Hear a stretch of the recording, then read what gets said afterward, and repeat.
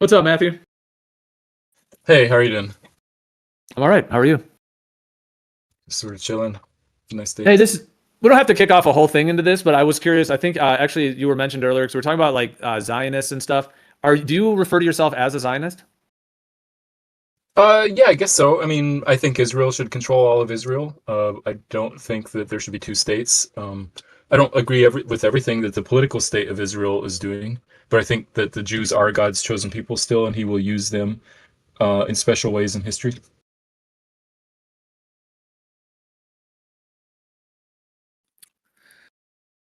Yeah. So not as much the political movement side of it, but kind of that philosophical viewpoint. Um, Yeah, in terms of God and His chosen people, I think that the Jews, the ethnic Jews, are still, God's chosen people. but don't you think the controllers now think that they're God's chosen people, and that's the problem? That they think that Sure. they Yeah, have something obviously. above us that they can just Well, yeah, and by use saying us, and God's it chosen doesn't people, matter. it just means that God used the that particular people throughout the history to convey grace to the whole world. So everybody in the whole world has access to God now. So there is no distinction between Jews and Gentiles, is what the New Testament says. Yeah.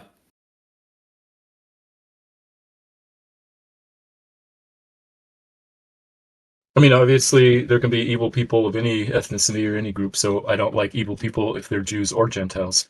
I do like righteous people if they are Jews or Gentiles. Yeah. Are you open to the idea that there is like a demonic entity that is actually like has hijacked this whole thing and kind of woven this like more toxic cult thing into something originally that was just all good? Are you open to Yeah, of that course. possibility? I think that there are demonic activities in all kinds of institutions.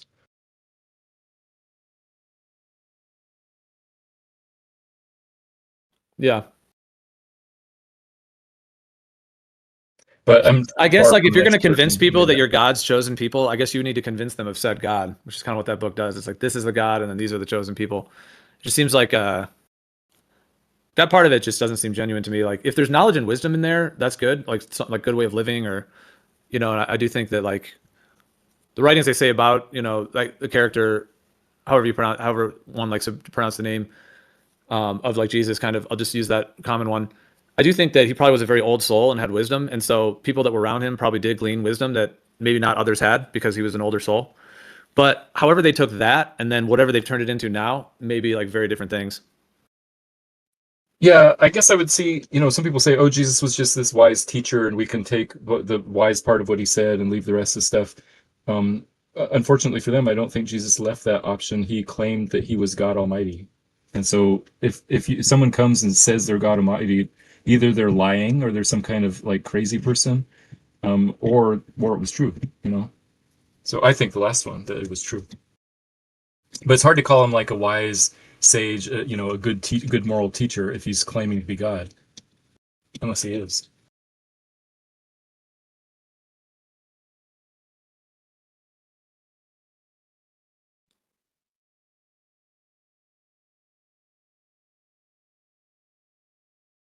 Yeah, I mean that's quite a claim, whatever that even means. But I guess it has to mean something in that context, like that you are God, because you'd have to define what God is, I guess, to that person. I mean, I think we're all one ultimately, and so we are all it. Essentially, there's no difference between us and the ultimate source of everything. Um, Philosophically, there has to be because the creation requires a beginning, but God is the type of thing that doesn't. So there's at least that distinction that there is a difference between the creator and the creation. We are the creation. We cannot be identical to the creator.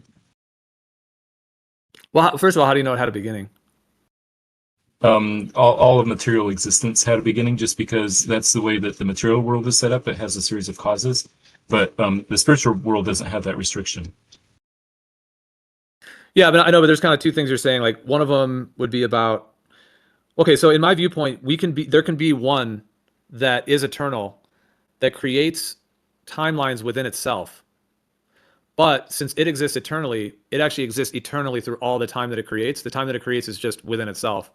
So I don't think there's any contradiction there. Like, yeah, they're different things in a way because yeah, like an eternal state. But I've experienced the difference. Like even doing like with DMT, like even doing low doses of DMT, like you can enter that timeless realm, and people experience it having like near death experiences, out of body experiences, all kinds of different spiritual experiences, meditations and things, where you go to that timeless realm, and it's so familiar and ancient.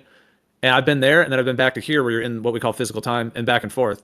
So to me, those can both be part of an ultimate one consciousness. It's just that the one that's eternal is always in all times at once, and then if it wants to create a beginning, it can do that, and a beginning and an end. But it's still just creating that within, from an eternal framework down into the time part of it, and then tracking through time that we experience. But even every moment we experience would still be all encompassed in the eternal, which is like what the idea of the Akashic records are, where it's like where everything is stored like eternally.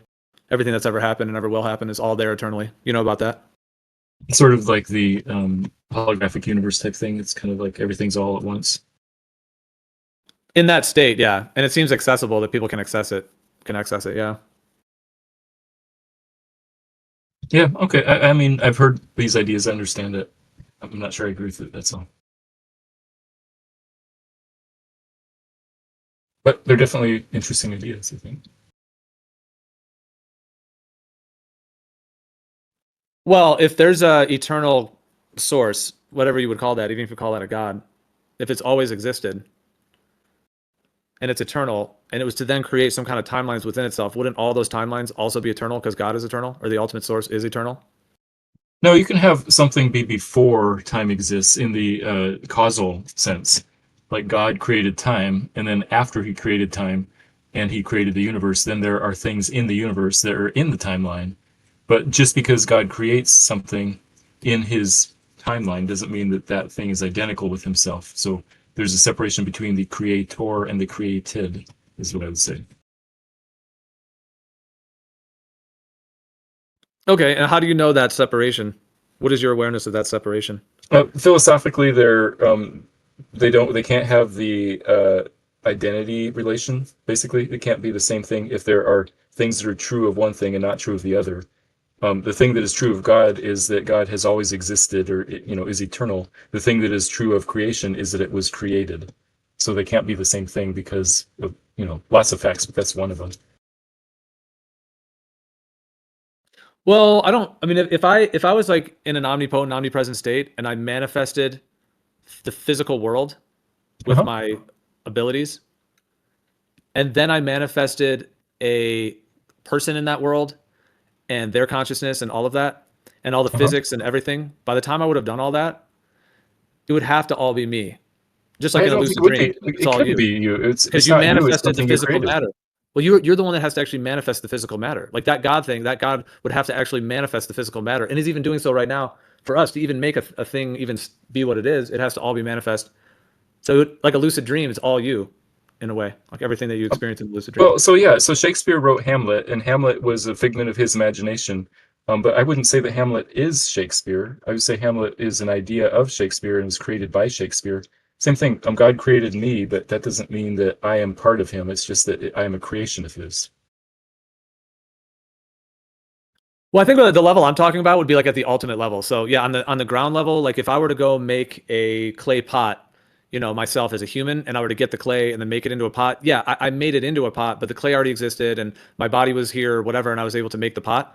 I hear you on that, like in that way, like I wouldn't as a human identify myself with that pot, be like, oh, I'm the pot. I get that. And there is like human identity and how we feel like our egos, that we feel separate and all that. But I'm talking about like what is the truth at the ultimate level, at the peak level of it. And what I'm saying is that if you're like one, like omnipotent, omnipresent, et cetera, omniscient, source of infinite capacity, like if you have to actually manifest the entire physical world and the people in it and everything there, then you are actually the source of the whole thing, which means that like I'm just saying on that ultimate level, like we would be a manifestation of ourselves. I get that we are that God would be the source of that, but I still think that being the source of something is different than saying being identical to something. The fact that there's a distinction between the source and what the source made, I think is enough to say that there's a philosophical difference, that they're not identically the same thing. Well, who's making like, okay, right now, like our computers, our connection, everything, the fiber optic cables that are blasting our voices, at light speed around the world, et cetera, across the plane. In this case, like what is manifesting all of that? The physical matter, the electrostatic bonds, what we call atoms, what we call the oceans, everything. What is manifesting all of that? God? You mean what is causing that? I think God created it and sustains it in a sense, but yeah, I Okay, so think he, so the all of that is God physical. created it and is sustaining it. Right. Like what is all the Yeah. water? Is that the body of God? The oceans? No, I would call it his creation, something he made. But just because he made something doesn't mean he is that something.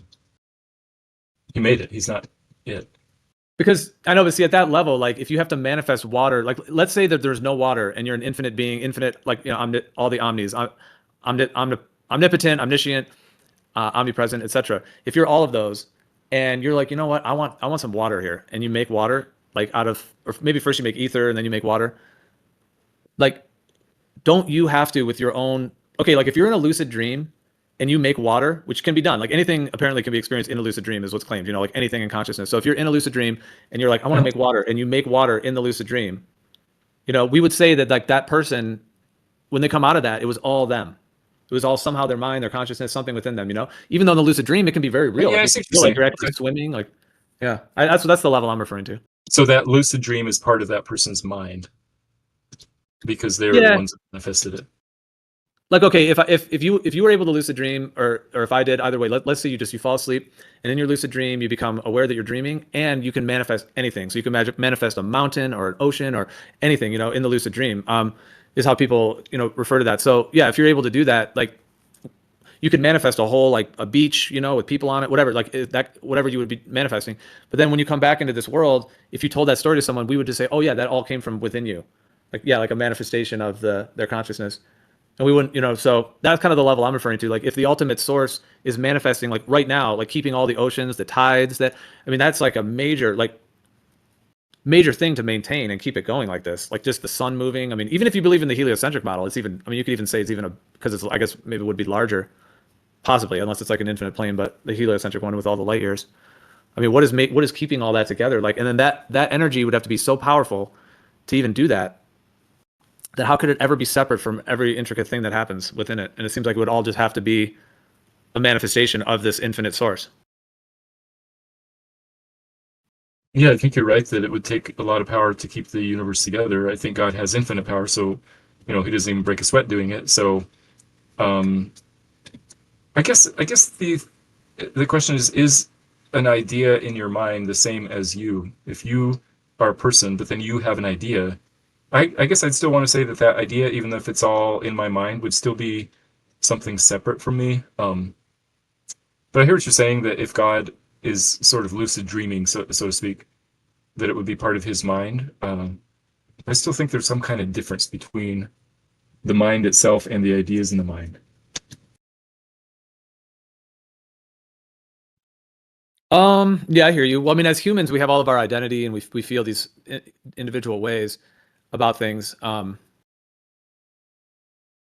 like, yeah, like, do we identify with our thoughts? Do we identify with our emotions or even our dreams and all of that? Which is like the whole kind of identity, kind of consciousness. But I'm just referring to, I'm trying to understand what you're saying. I understand the idea of a creator, like creating something separate and being like, okay, boom, I made all that water, but it's just over there and I'm over here. Like, is that kind Yeah, of the idea yeah, of that's the basic idea, exactly. it? Yeah. So, but then what is that God thing then that's separate from all the water and all the rocks and all the tides? And something has to keep the tides all going. Something has to animate nature as Yeah, well. I'd say God is a spiritual, supernatural being, and in his power, he could make something separate from himself.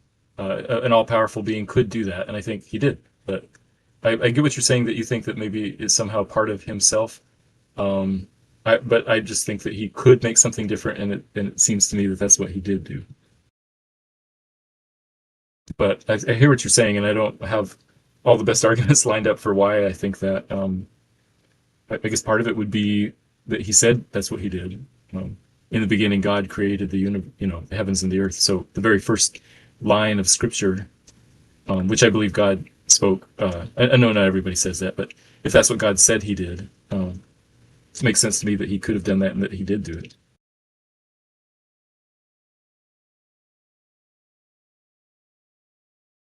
I hear you. Okay, yeah. So, I mean, if you didn't have that kind of like Abrahamic religious belief, though, like, would would you be open to other things, or do you think that's it just Oh because of yeah, of course. It's because I have an Abrahamic belief in a creator God. If I were any sort of Eastern religion or paganism broadly, then that's one of the central tenets of Eastern religion and paganism is that there are not two things, the creator and the creation. There's only one. So oneism, that all is God, everything God is in, everything God is, everything, everybody's divine, everything is divine. That's if I were Eastern, obviously that would be the central tenet of the faith.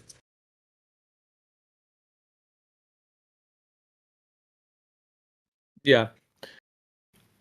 Yeah. I mean, there's definitely a lot of different views. I think, okay,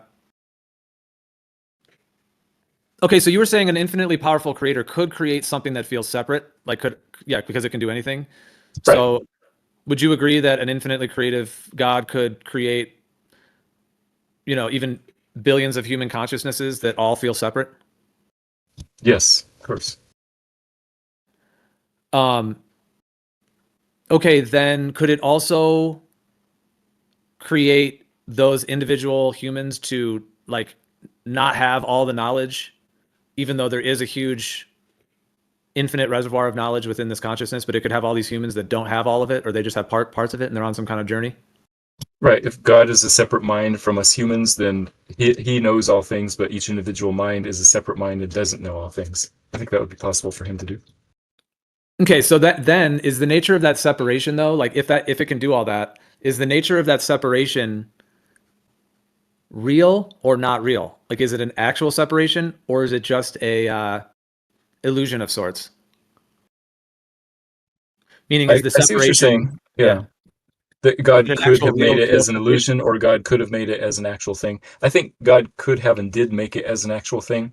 I understand that maybe you're saying maybe we're all of the same consciousness and God just made it so that we only had like individual ideas and we didn't know all of that consciousness right away. Um, I might say doesn't that God couldn't do that because I think that there are some things God can't do. When we say He's omniscient or omnipotent, it means that God can do all things that are logically possible. But I don't think it's possible for God to make a square circle, for example. But that doesn't limit His power because it's just a logical impossibility. It's kind of like a bad question. And I guess I would say that the idea of God making something that ends up being part of Himself or that is Himself uh, is like making a square circle. I don't think it logically fits together because God is God and is maximally perfect and doesn't change. So I don't think it's possible for him to make a creation that is himself because it doesn't sort of fit logically in my mind. Well, I guess it just comes down to like what is the ultimate truth at the end of it all, the end of the whole journey. Because I mean, Right. there is parts that go with the Abrahamic of the claim of the afterlife. What if you get to the afterlife and you're like, oh right, like I'm back to this eternal place of like where it's all infinite, like love and bliss, and that you chose to come to your life as Mathew, and that you have infinite lives that you can live if you want in the future, and you've already even lived like hundreds of lives already, and then and then you're like, oh, okay, I'm gonna work on my next life or whatever, etc. And it's not the whole Abrahamic thing because you think it is going to be the whole Abrahamic thing. So isn't like, and then the Abrahamic thing you think it's going to be in the afterlife, like goes with the whole God and the resurrection and the heavens and all that stuff, the way it's like coming down to earth and all the different components. I don't know how deep you go with all of that, but I'm saying if that's not the case, um, yeah, like what would the alternative? I don't know. Have you thought? Well, go ahead if you want to respond. Yeah, I guess if I die and wake up and have all those memories and realize, oh, this is part of it, then I'd be like, oops, I was wrong. Because obviously at that moment we'll know the truth. I don't think that's what's going to happen, but You'll yeah, rise up from your body and see the flat plane of the earth and see how it's not moving. I think that's what everyone right. experiences. I mean, that's what people talk about with out of body experiences as well. Although some people might say they see a globe too, so maybe the programming or that's questionable. But because the ancient shamans didn't go out of their bodies and see globes, they always had there's three levels: the upper world, the heavens, the middle world, the physical, and then the underworld below us. And we're kind of on the middle plane Right. I mean, between the upper and it's lower hard to kind of spirituals. like know what's going to happen at that moment. It's just speculation because people don't come back from being dead very often. Can I ask you this as well? Okay, could this infinite creator, could it create humans that feel separate or they don't quite know what it's all about? Could it create that they have limited consciousness? And could it even create true and false spiritual systems and stories? Some that are true, some that are not, could it also create some that are true, some that are not, and have each of those individual humans believing some that are true and some that are not? Could an infinitely creator create all of that? Uh, I guess so. What do you mean something that's true and false? So an infinitely powerful creator couldn't make things that are logically contradictory. Like I said, even God can't make a square circle. That I don't think that limits his omnipotence. If you're talking about these systems being contradictory, they couldn't both be true, but he could implant those ideas into people's minds, I suppose. Yeah, what I'm saying is I couldn't infinitely. Yeah, no, I hear you on the logic breaking thing. I'm not really referring to that. I'm just talking about could an infinitely creative creator, could it make? We were saying it could create like separate experiences or separate kind of feeling of consciousness, etc. So then the idea that it could create humans, and then those humans don't have all the knowledge, even though the knowledge is all had by that said creator. It's just all the humans don't have it all yet, and then we're getting like little bits of it. And then with those humans that don't have all the knowledge, could it also create like different like belief systems spiritually or even religiously, some that are true, some that are not, as things that these created humans would be getting into? One would have this perspective, one would have that perspective, just all the different spiritualities of humanity and religions as well. Could it also create all those different like religious thoughts and have these different humans, either being, connected to one or another of them, or some people are atheist or agnostic as well, obviously. And could it create all of that within itself, even though it is the one creating it? Could it create that? If it's an infinitely creative creator, could it create all of that, and even some belief systems that are true and some that are not, and then different humans who believe some of the true ones and some believe the false ones? That's what I was saying. Yeah, that sounds within the logical realm of possibilities. So that could be. So when do you think for yourself you'll confirm that the Abrahamic God is the one true one? When do you feel like that will happen? So I already feel like I have a sufficient confirmation internally and externally that I would say I know that's true. I suppose that you know I would have full confirmation at the moment of death, after death. So I know that that's not much of an appeal because anybody could say whatever they want is going to happen after death. But for me personally, I think that I already have sufficient knowledge to say that I know it. But I suppose I'd have even more assuredness of my knowledge after death. Yeah, yeah, yeah, definitely. I mean, that does sound like, unless you shift your perspective in this life before you die. But well, I'm just saying, I guess, like, obviously what I was linking back to all of that, like, could that infinitely creative creator create basically what we have today? And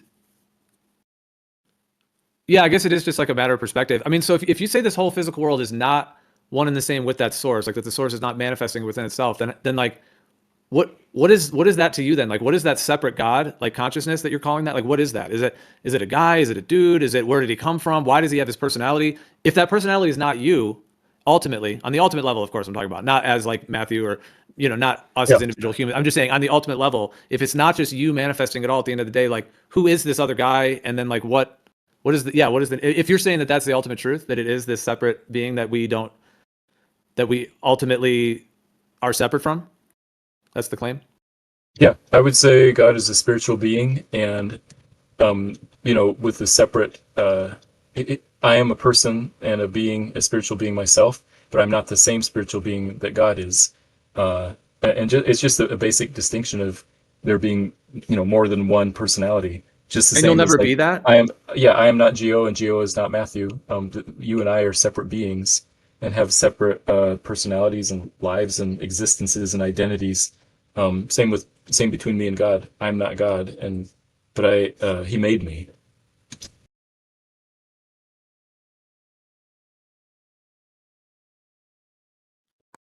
Yeah. Okay. So how do you know that? Basically, how do you? Okay. So meaning on the ultimate, like if we're talking about like the source level or the ultimate kind of God level or creator, there's all these other terminologies that can be used, like the cosmic consciousness or the eternal mind. The great mover, I think, or the prime mover, as Tesla talked about as well. But and there's all these different, yeah. So if we're talking about like that ultimate level, because I mean, if we can create, if an infinitely creative creator could create any types of experiences within itself, then I guess at the end of the road, if we're separate from it now, and we're just in a human body, and we know we'll die at the very minimum, if not have other experiences while we're in our bodies as well, but even after death as well, that more will become, etc.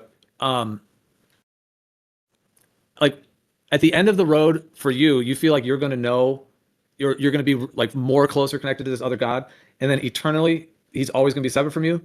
or whether at the end of the road we realize, wow, we are the whole thing, and we actually just come back to that No, more we just will never internal. realize that.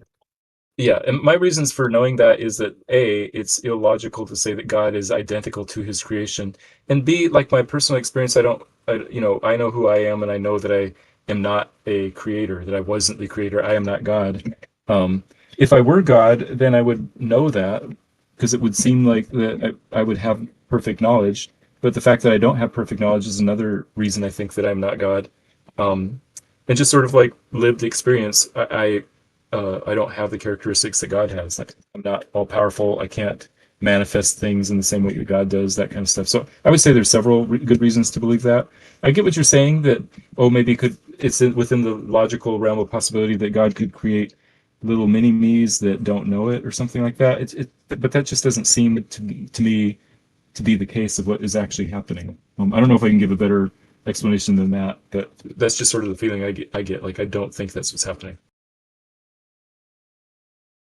Yeah, no, it's funny. I mean, I wouldn't say it's necessarily a mini me's type of thing, because when I'm talking about this, like the identity level, I'm talking about like at that ultimate source level of it, not necessarily in any. Um,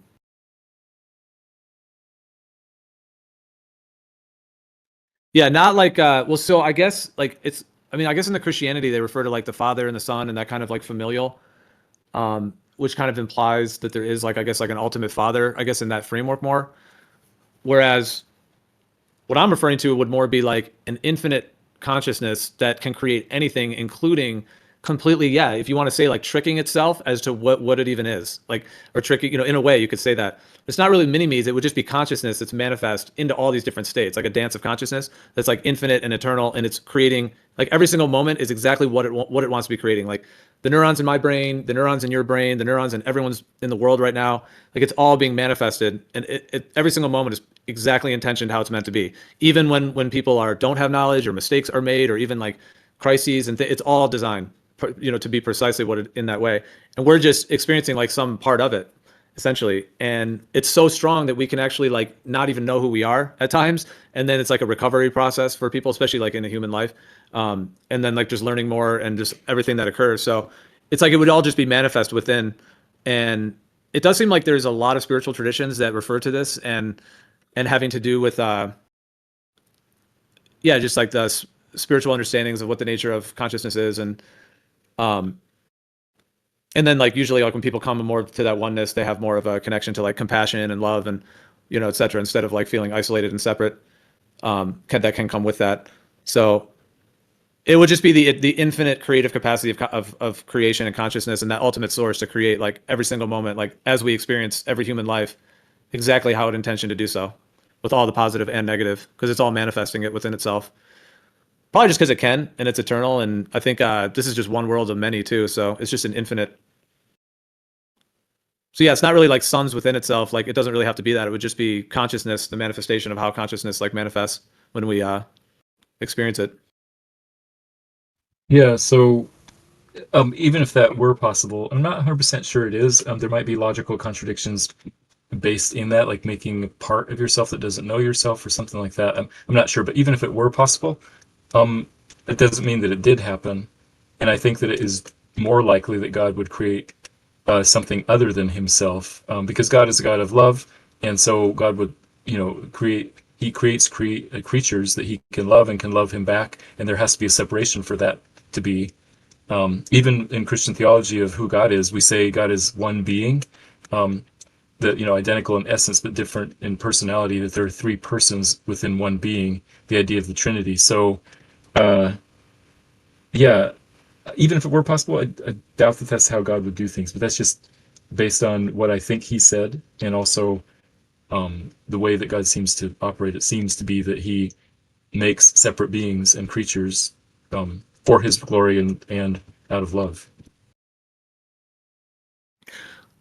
So take me to like the end of like, let's say your spiritual journey when you reach like the finale. What does that look like in general? Because like the way a lot of people have described it is coming to like more what I'm referring to, like an awareness that they are one with everything, like holographically, fractally, just connecting with like their eternal nature and a lot of different facets. But like what, if you're saying it's a different process, that it's not coming to those awarenesses of the nature of who we really are, like on that ultimate level and what this all is, are you saying that there would always be some separation from what you're calling God? And then like what is the end journey then? Like you're just with him hanging out, and then you never get back home again kind of thing? You're always separate? No, being with God and in His presence is being home. It's sort of the ultimate paradise, the ultimate new heavens and new earth is all of God's creatures and creation living in harmony with Him. Now, living with someone doesn't mean you are the same as someone. So if you Yeah, and your like a wife roommate. live together, Sorry. yeah, exactly. Even if you live in perfect harmony with your wife and have a perfect relationship, a loving relationship, that doesn't mean you're the same as your wife. And I think the same kind of thing is true in eternity. The ultimate goal for Christians is to be with God in eternity, enjoying His presence and continuing all these types of good things about life, exploration, relationship, creation, creating new art, exploring new places, all that type of stuff I think will be part of our eternal life with God. But we aren't God. And so that's God, that God created us to be with Him ultimately. And so if we make it there, that's what He wants, I think.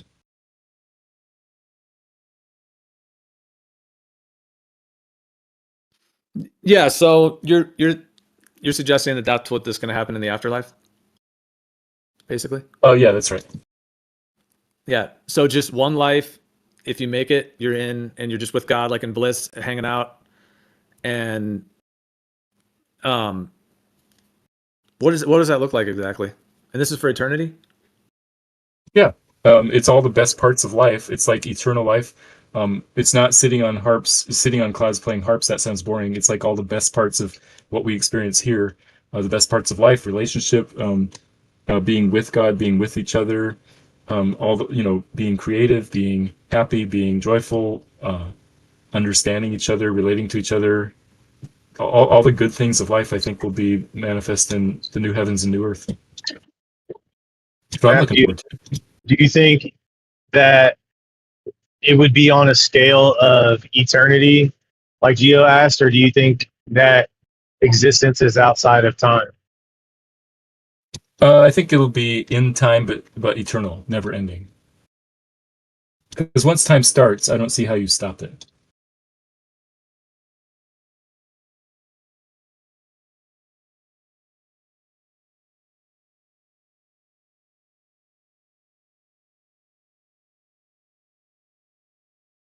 Yeah, I hear you on what you're sharing. The question is that what actually occurs? I guess would be the ultimate question, like after we die, if we're talking about, that like kind of post-Thomas journey of the soul. Because yeah, there is a pretty large population of the earth that has had more of a reincarnational viewpoint, that there is a spirit world of sorts, and then we, incarnate in human lives, like the soul does, like going through multiple lives. Like that is a pretty widely, I'm always kind of blown away. Like the Wikipedia page for reincarnation is like extremely long. It's like one of the longest Wikipedia pages I've seen. You're just scrolling and scrolling. So it does seem like there's a large amount of humanity that has thought that's the case, where there is some like, and there's quite like, okay, well, what is the spirit world? And obviously there's all those kinds of questions. What exactly is that intermediate state like, or etc. But, and then the idea that that we don't only live one life, because that kind of more comes from I guess it is more somewhat of the Abrahamic viewpoints currently, that there's just one life, because it seems like the bulk of humanity didn't think that, and specifically that more towards that there's a life cycle of more than one life that we go through. Yeah, it could be the bulk of humanity has thought that. That might be true. The question is, what did God tell us? And I think that God makes it clear in His Word that He gave to us that there's only one life.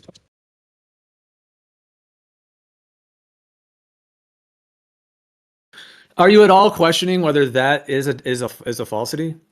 I'll just say it that way. That's No, not true. no. That God it's not speaks just one truth, life. and yeah, God speaks truth in His Word. I think that the Bible is His true word, and so I believe the Bible. I mean, If there that's a was whole different reincarnation, conversation. would that mean that if reincarnation was a fact, would that mean that God was false?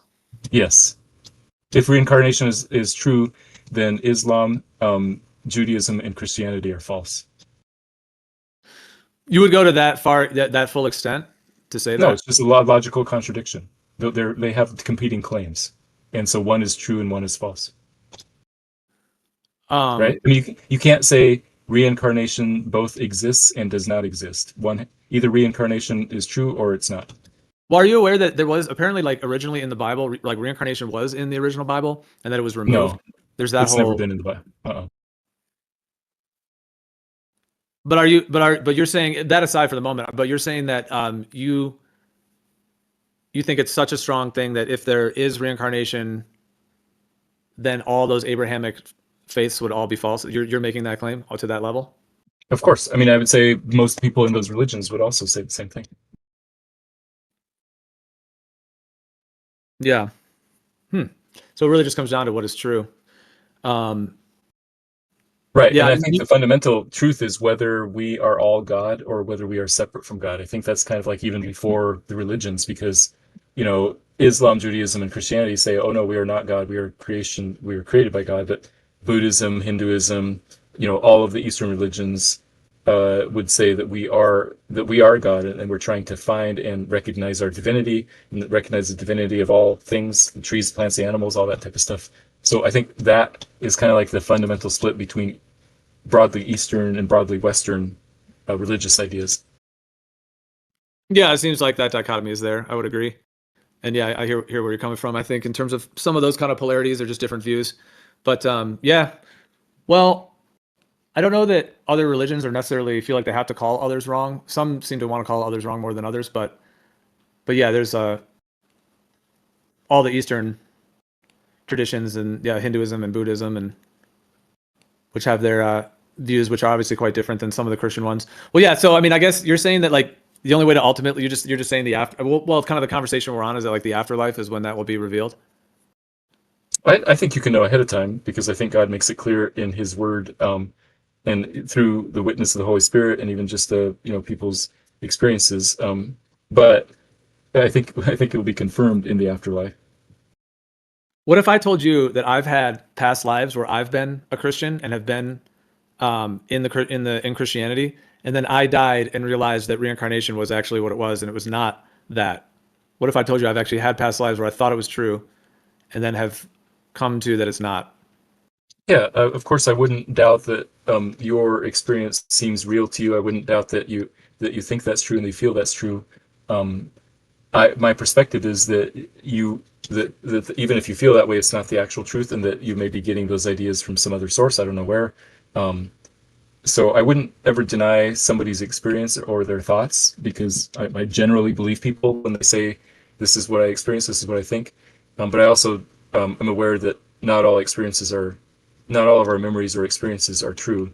And so I would kind of look at that and weigh that against what God Himself says and say, well, wait a minute, but God says there's only one life. So someone who thinks that they have been some past entity may be deceived by something else. But of course, I can't adjudicate your experiences for you. I'm just saying, based on my understanding of the way the world is, anybody who says that they had a past life is somehow mistaken.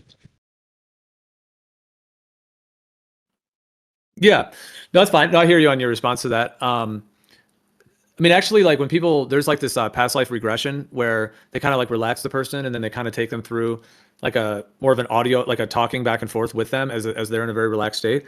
And actually, it Uh-huh. seems like pretty much everyone who does this does access past lives or they do experience something. Even people that are like completely atheist or agnostic or they completely don't think past lives are real. If they actually do this, they will access.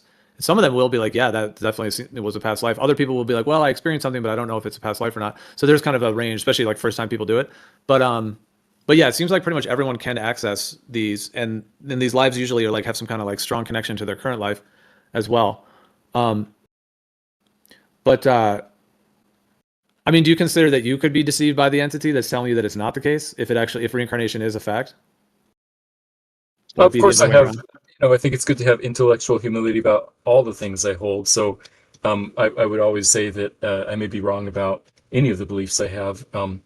I'm pretty sure about this one though, just because it seems very clear, again, that God, through special revelation, tells us the way things are. As far as like all these people having these experiences, there could be some some natural explanation, sort of purely materialistic explanation, that maybe they're experiencing, being suggested, we're in a suggestible state like hypnotism, and so that might be part of it. But I also think that there are cases where there are supernatural explanations, where some other entities are deceiving people into thinking they had past lives. And as far as I know, all of the scientific studies that kind of like try to study whether these past lives are true, that there hasn't been enough evidence to show that they're anything beyond sort of suggestible ideas, or that there's any reality to them actually having lived those lives.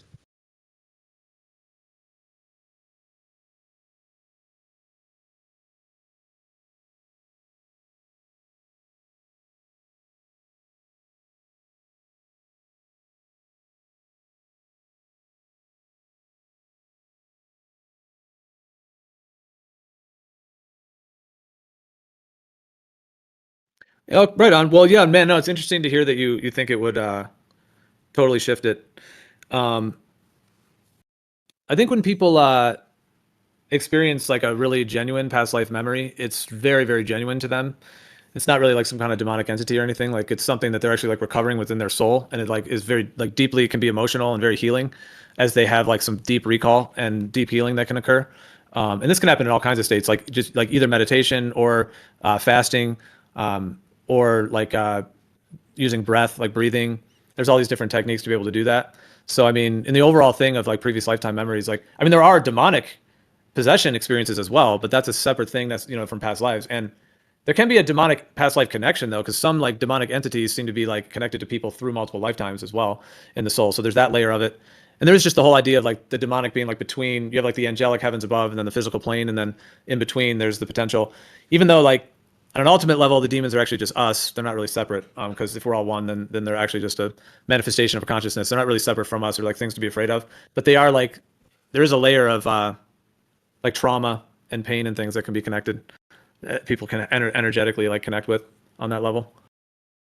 So I'm just saying, like in doing this work, like it's not just as simple as like, oh, they're all just possessed by demons telling them about past lives. Like it doesn't really fit with the actual data of people and the actual experiences and all the wealth of experiences that have been observed in people when they have these. And I'm talking about a genuine one. I mean, yeah, some people can have like maybe they're I mean, I do think like, okay, demonic entities, like if I'm going to call them that for the moment, they can like connect. Okay, if someone dies in a really painful way, like this is one idea anyways, I'll say. If somebody dies in a very painful way, could there be like a demonic energy there that kind of captures their soul? And then that's what we would call a ghost kind of thing. But then that ghost could then reincarnate, or it could be coming through another human's body. That's a whole theory. So, I mean, what you're saying, like, yeah, there could be like demonic energies connected to maybe like lost souls that have past lives.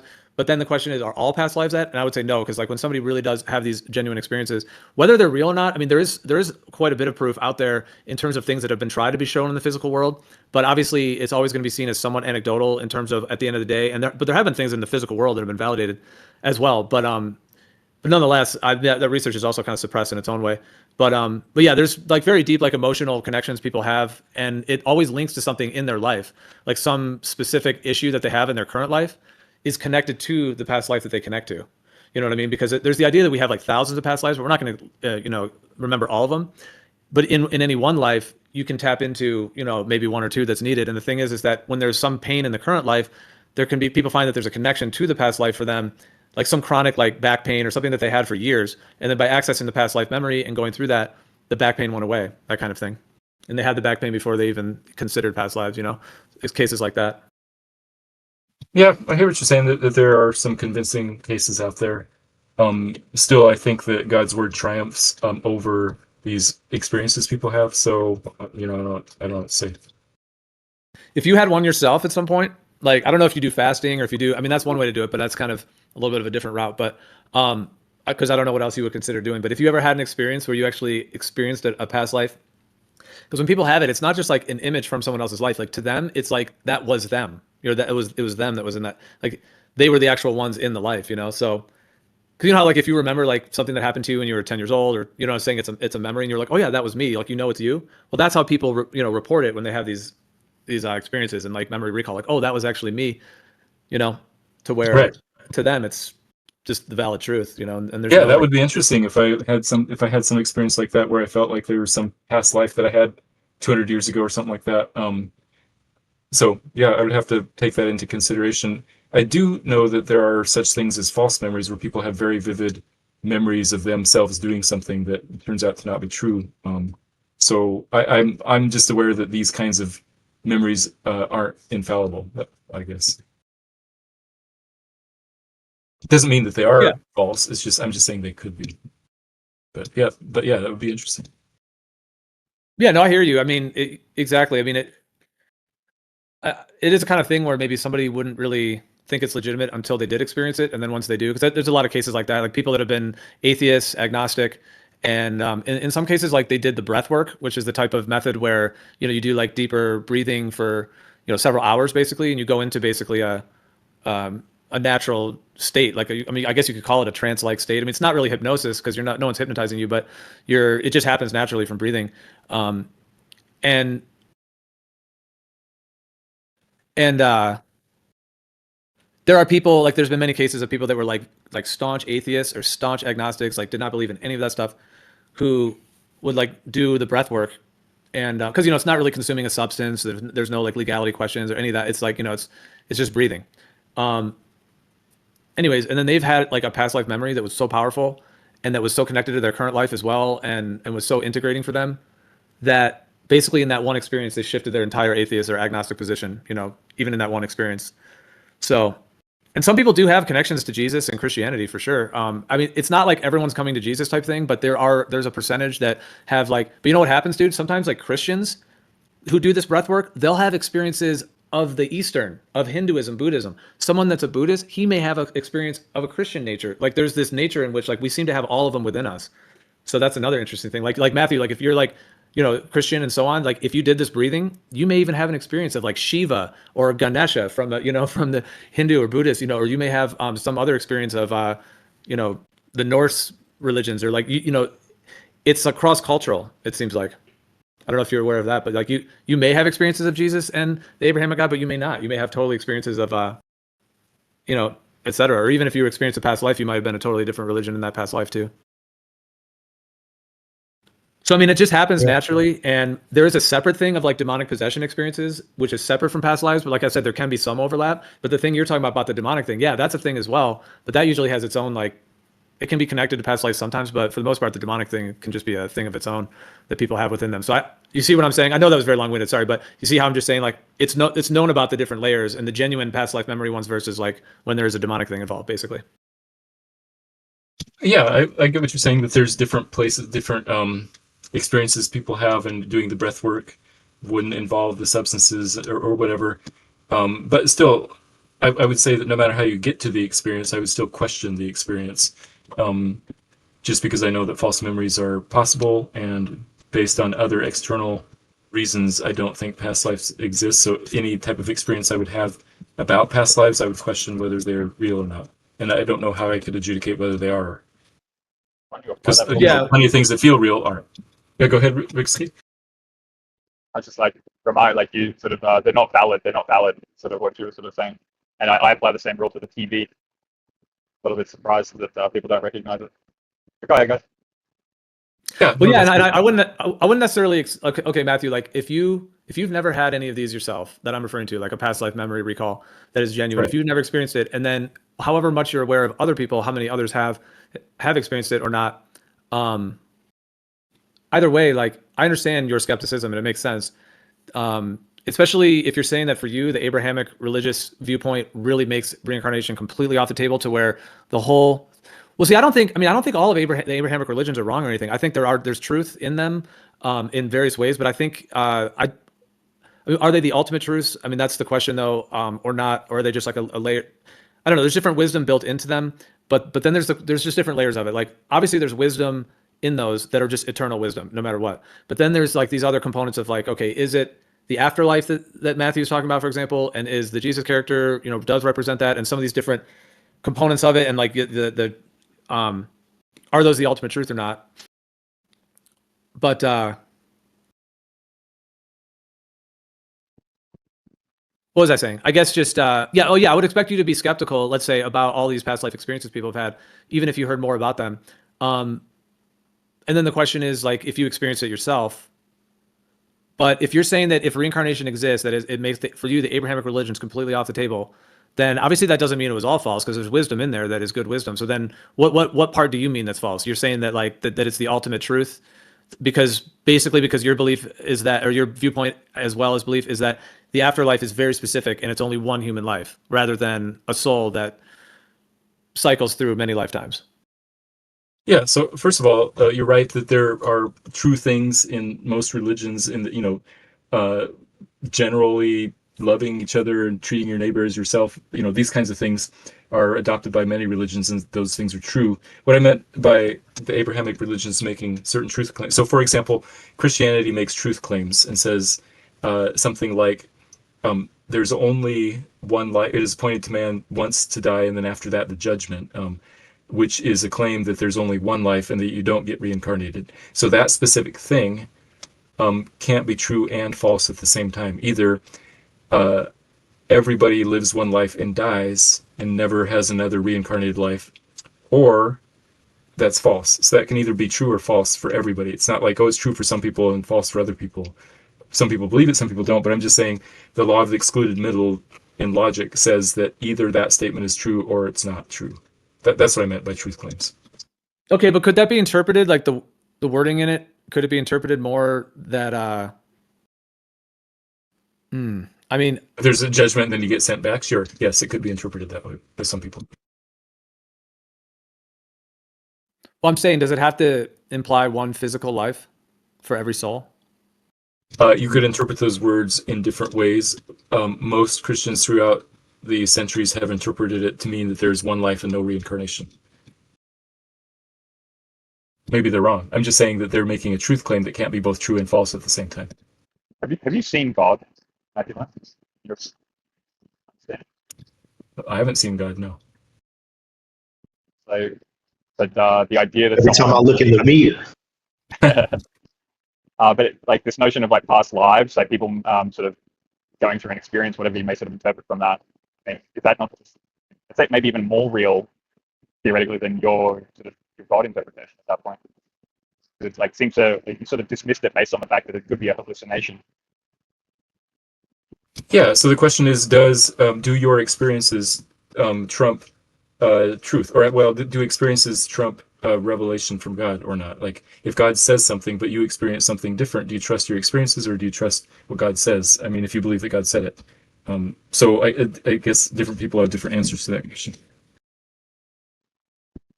So when you read that Bible though, like when it says God says, like God's definitely said that. It wasn't some sort of interpretation. He clearly wasn't speaking in English, obviously, right? Right. Yeah, no. So that's what I'm saying. Are you sure? I mean, see, I guess my view on a lot of those scriptures is that there are some ancient writings that they pulled those from, is what I think in terms of what's modernly given as like the Bible now.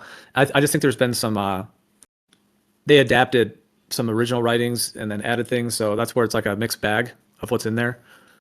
So yeah, I mean, which one are you referring to, Mathew? I guess that says this about the I one think the life writer thing? of the Hebrews said something. Let me see. I mean, like I was like originally when we're talking about this, it's just kind of fun to think about how like one is true and one's not. Let's say because I mean, okay, in terms of the afterlife, like tell me if you agree or disagree with this. Okay, in the world today, of course, you have atheists and agnostics, so we'll just set them aside for the moment.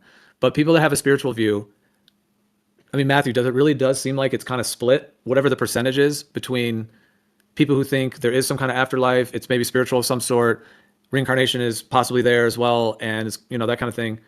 And the Eastern traditions that have that as well, versus like, and then there's the Abrahamic that is more what you're referring to. And then there isn't really any other major ones. Like those are kind of the two of the afterlife, I'm saying. Now there's lots of other spiritual viewpoints though. There might be other, theories and things. I'm not saying those are the only, but like either some kind of a reincarnational process or the one experience. And then this, I don't know the best way to describe it. It's the Abrahamic God afterlife world idea. Yeah, I would say most monotheists would fall into that category. I'd add a third, the atheists, who say that it's just annihilation. Once you die, it's like you're asleep or you just never think again. So why fear death? Because it's just going to be nothingness. So I would say those three are the major things that people think are going to happen after death. Right. It's kind of wild to think about. Yeah, it's either like the reincarnational journey of the soul, which is kind of, let's leave that very open and broad, but it doesn't even have to be reincarnational. Some people might just think that you're in heaven, you stay there, and you don't do another life, but it's not Abrahamic, right? Are there some that might think that? Mm, I'm not aware of any. I think that most people would fall into sort of the broadly Eastern religions or broadly Western religions. Yeah, if you're not a Christian, Muslim, or Jew, uh, I don't know if there are any other monotheistic religions that would have you be in some What other about state. what about Zoroastrianism, Matthew? This is interesting. Like, sorry, I just interrupted you. I was No, listening. It was we're having a interesting. conversation. Anybody's welcome. Yeah. Yeah, it's cool. It's cool. It's cool. So about the monolithic religions, most of the people they would have think that it's the Christianity, Judaism, and Islam. But the mother of all the monolithic religion is Zoroastrianism. There was a prophet called Zoroaster or Zarathustra. That's the ancient name. He was the prophet that he was the first person or the first prophet that he introduced the single God or the monolithic God.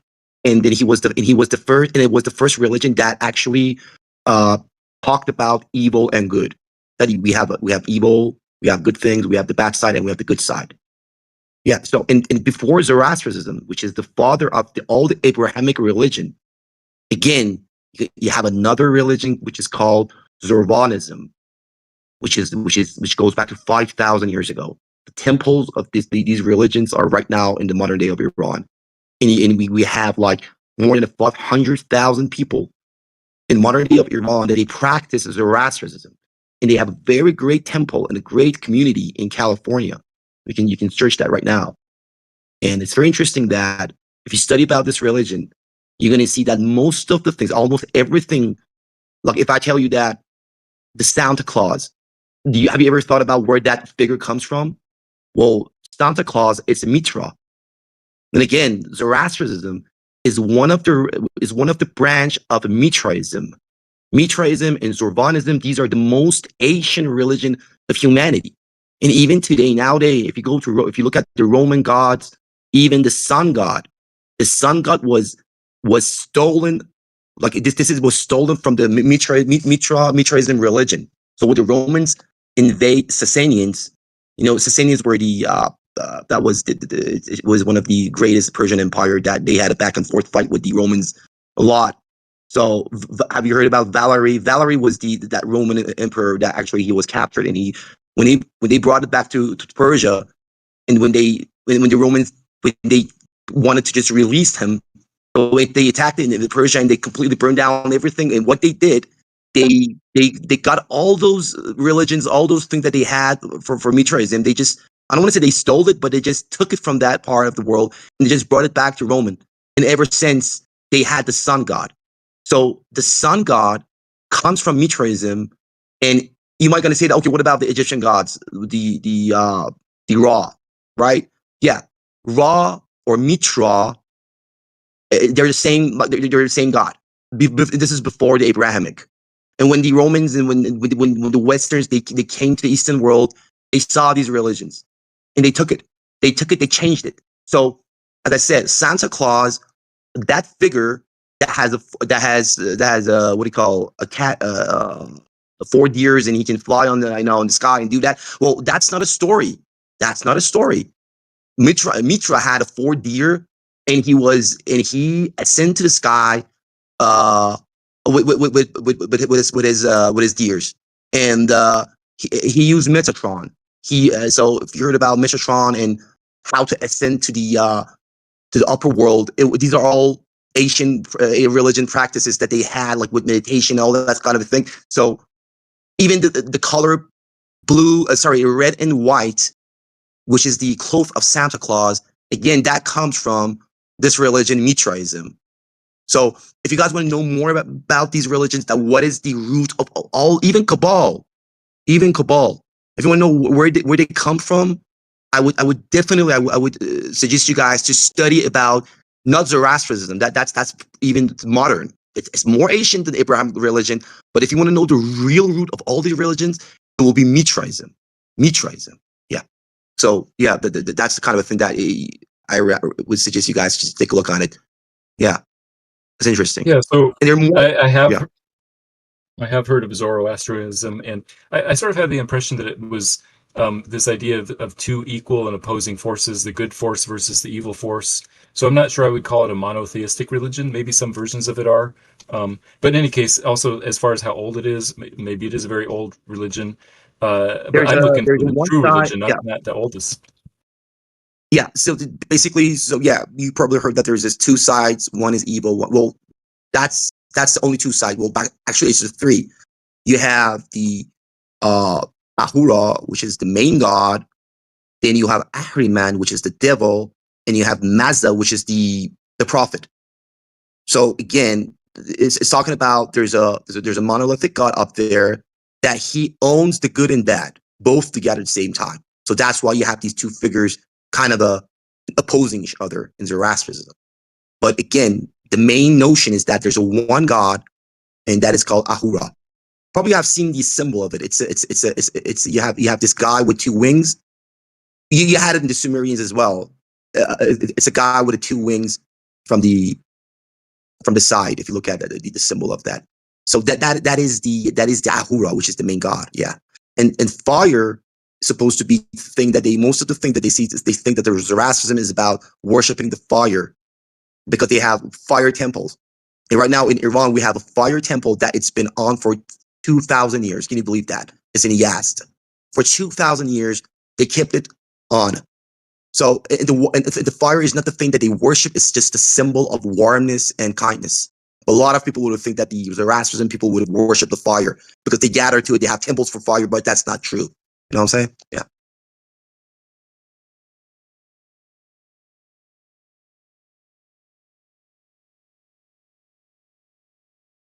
Yeah, man. No, it's well said, Kazra, as always. Yeah, well said and laid out. And I hear what you're saying with all of that, and it's very interesting. All of these, like how everything came to what it is today, and what we know, trying to piece some parts together of our real history.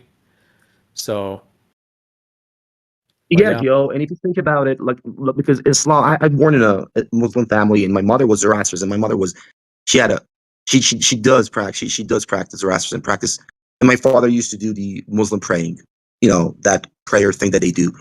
But I'm a God. I don't believe in religions at all, but I believe in God. I'm a spiritual person because we're all flat earthers. But what I'm trying to say to you is that, Gio, is that most of this, especially Islam is pretty much the same as Judaism. I did a lot of search on it and research on it, and when you look at the laws and the Sharia laws and things that we have in Islam, what you should do. A lot of overlap. Yeah, there's a lot of overlap. A lot. So you don't see that overlap with Christianity. What you see a lot with Judaism. A lot. A lot of things that the Jews are not practicing right now. They used to practice back in time, but they don't do it right now because it's kind of a little bit moron or kind of a little bit retarded. The things that they sometimes do. But the Muslims, like, they copy the same thing. Like when you see their prayers, even the chanting that they would do before the prayers, it's almost the same thing if you think about it. I don't know. Like, I don't want to be rude if somebody is Jews here, but I think that Islam and Judaism are so close, very close.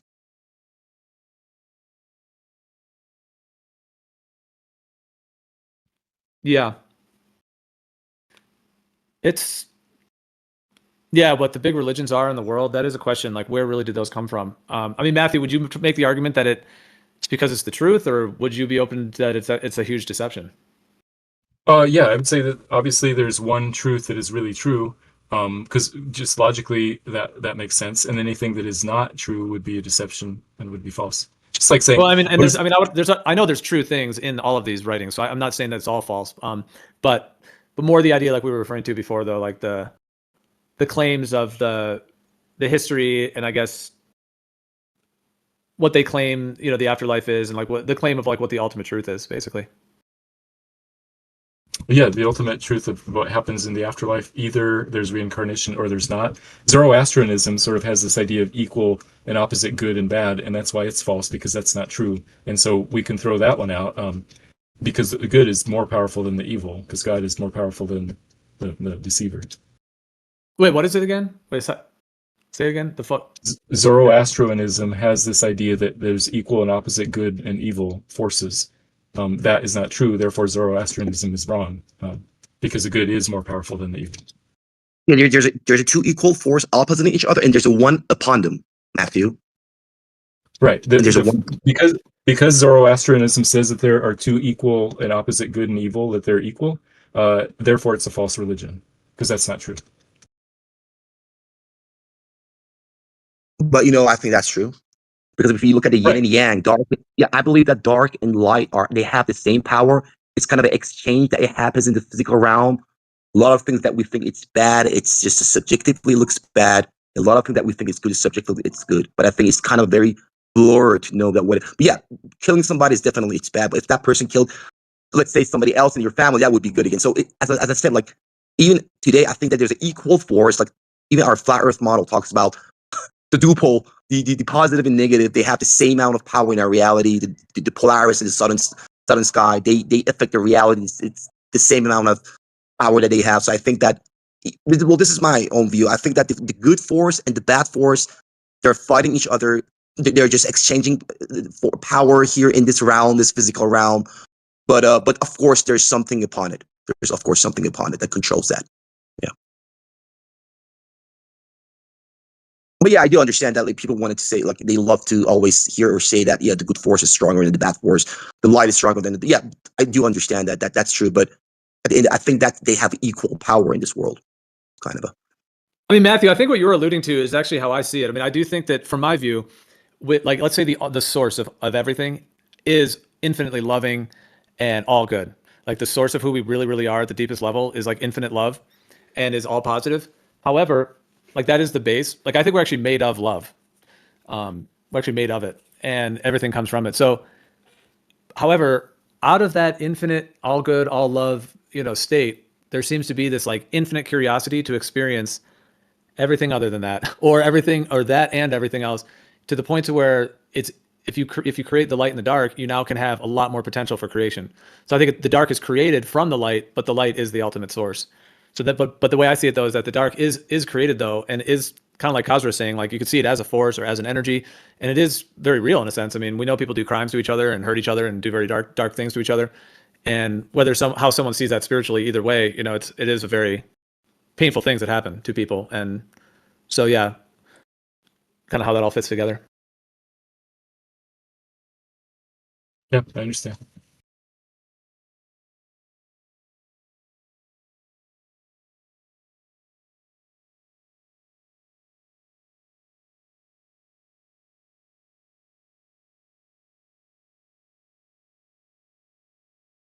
Okay, here this is an interesting thing I'm reading right now.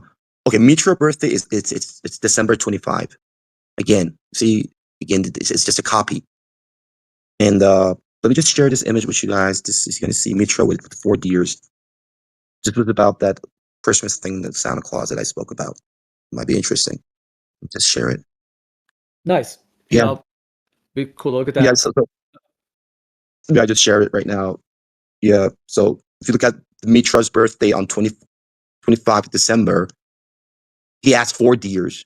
This sculpture is a very, very old sculpture, very old, before Judaism.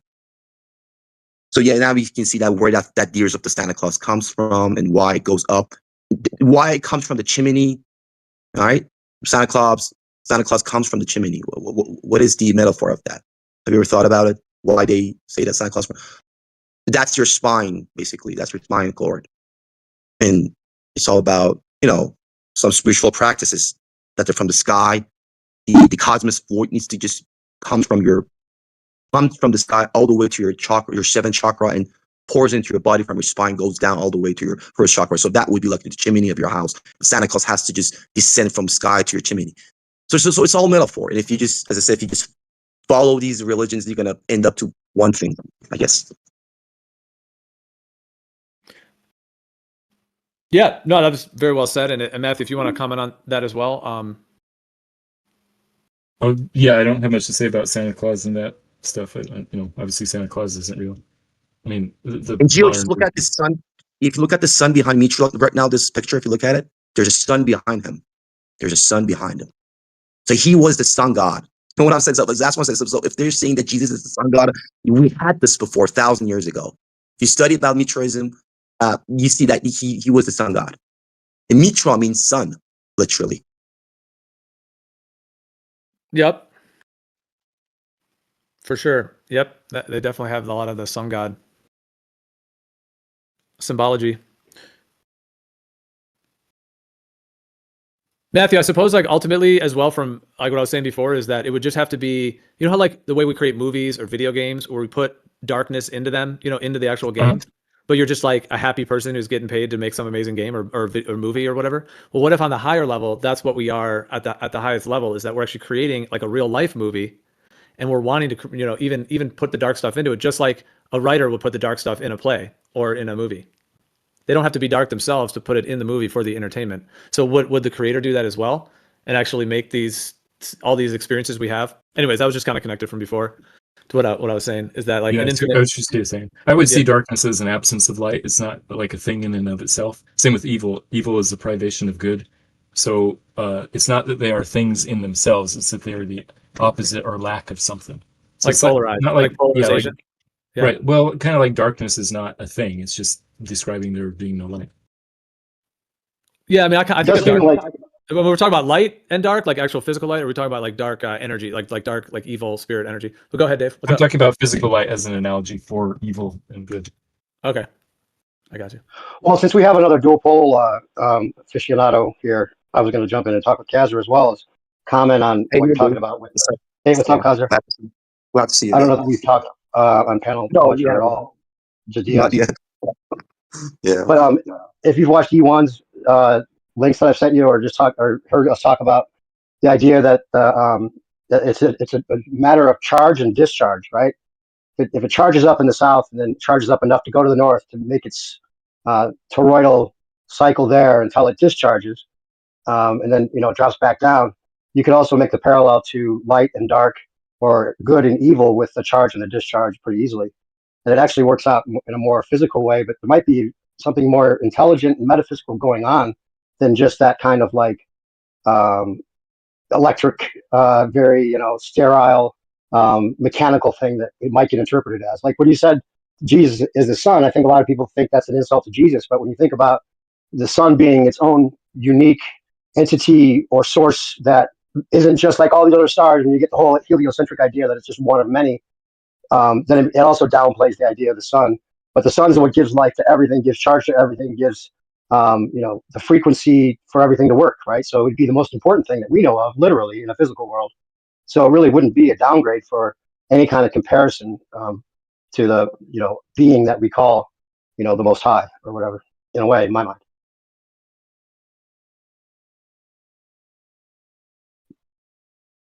And you have to have the discharge, right? Or you can't charge back up. Just like everything else, you have to go to sleep so you can wake up and have energy. It's just the you couldn't have whatever you're calling good overpower evil to the extent that it's like a seesaw where it's just okay. Well, if good always overpowers evil, then you're never going to have the seesaw. You're just going to have one seesaw with the other end up in the air because there's nothing there for it to balance with. There has to be the balance, right? I mean, and of course, the charge or the good is going to be the positive, the thing that we recognize as more important, which it is, because if you don't have the charge, then you'll never get to the peak that that allows you to have the contrast to the down, to the discharge. Without that contrast, there you couldn't have all light. That's why the idea of heaven in the Bible, or just some of the concepts that people associate with the afterlife as being all good, that never made any sense to me. In fact, it'd be its own form of hell, in my opinion. If everything was all good, you would never have the comparison. You never have the contrast. You would never know what good is. You can, if you love chocolate cake, you don't want to eat chocolate cake the rest of your life.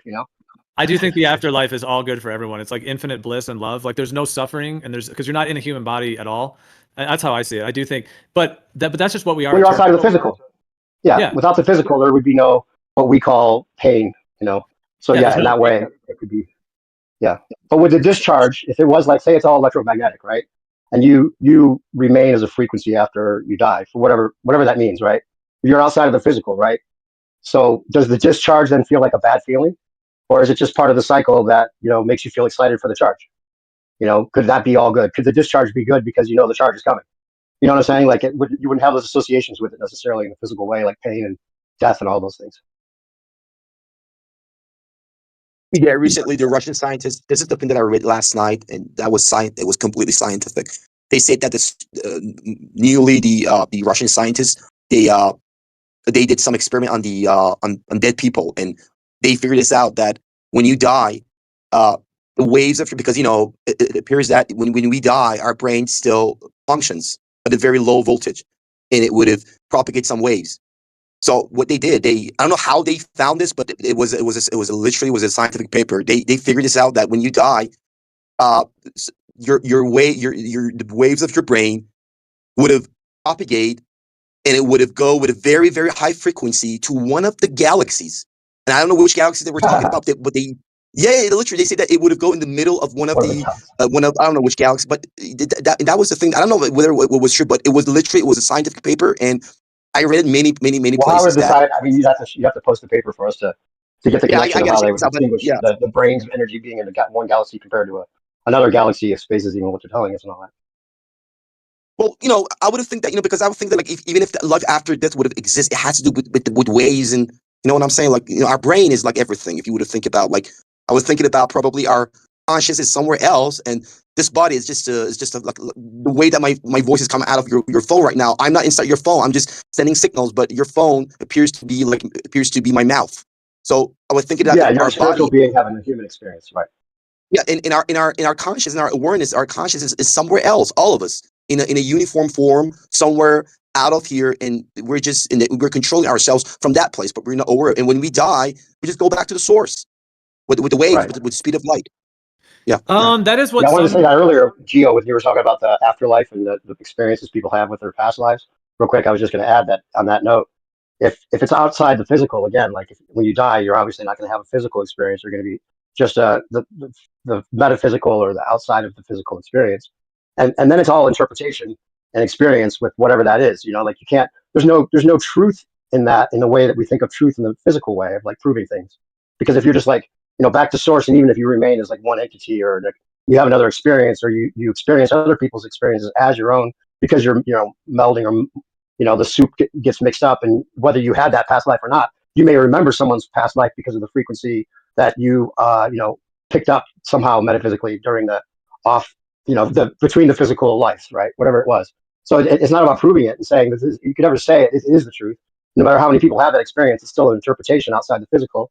So there's no way to prove it one way or another. But those experiences are, they add up, and there's so many different people that have had them and reported them, that they literally have those memories, and things that heal in their life because of the way they died, or the way they had some traumatic experience in their past life. That's more valid in my mind than just believing a story that you're supposed to believe because of tradition. There's no direct experience, and it kind of runs a parallel to the direct experience of our level stationary Earth, compared to like believing a story that someone's told you in the same way.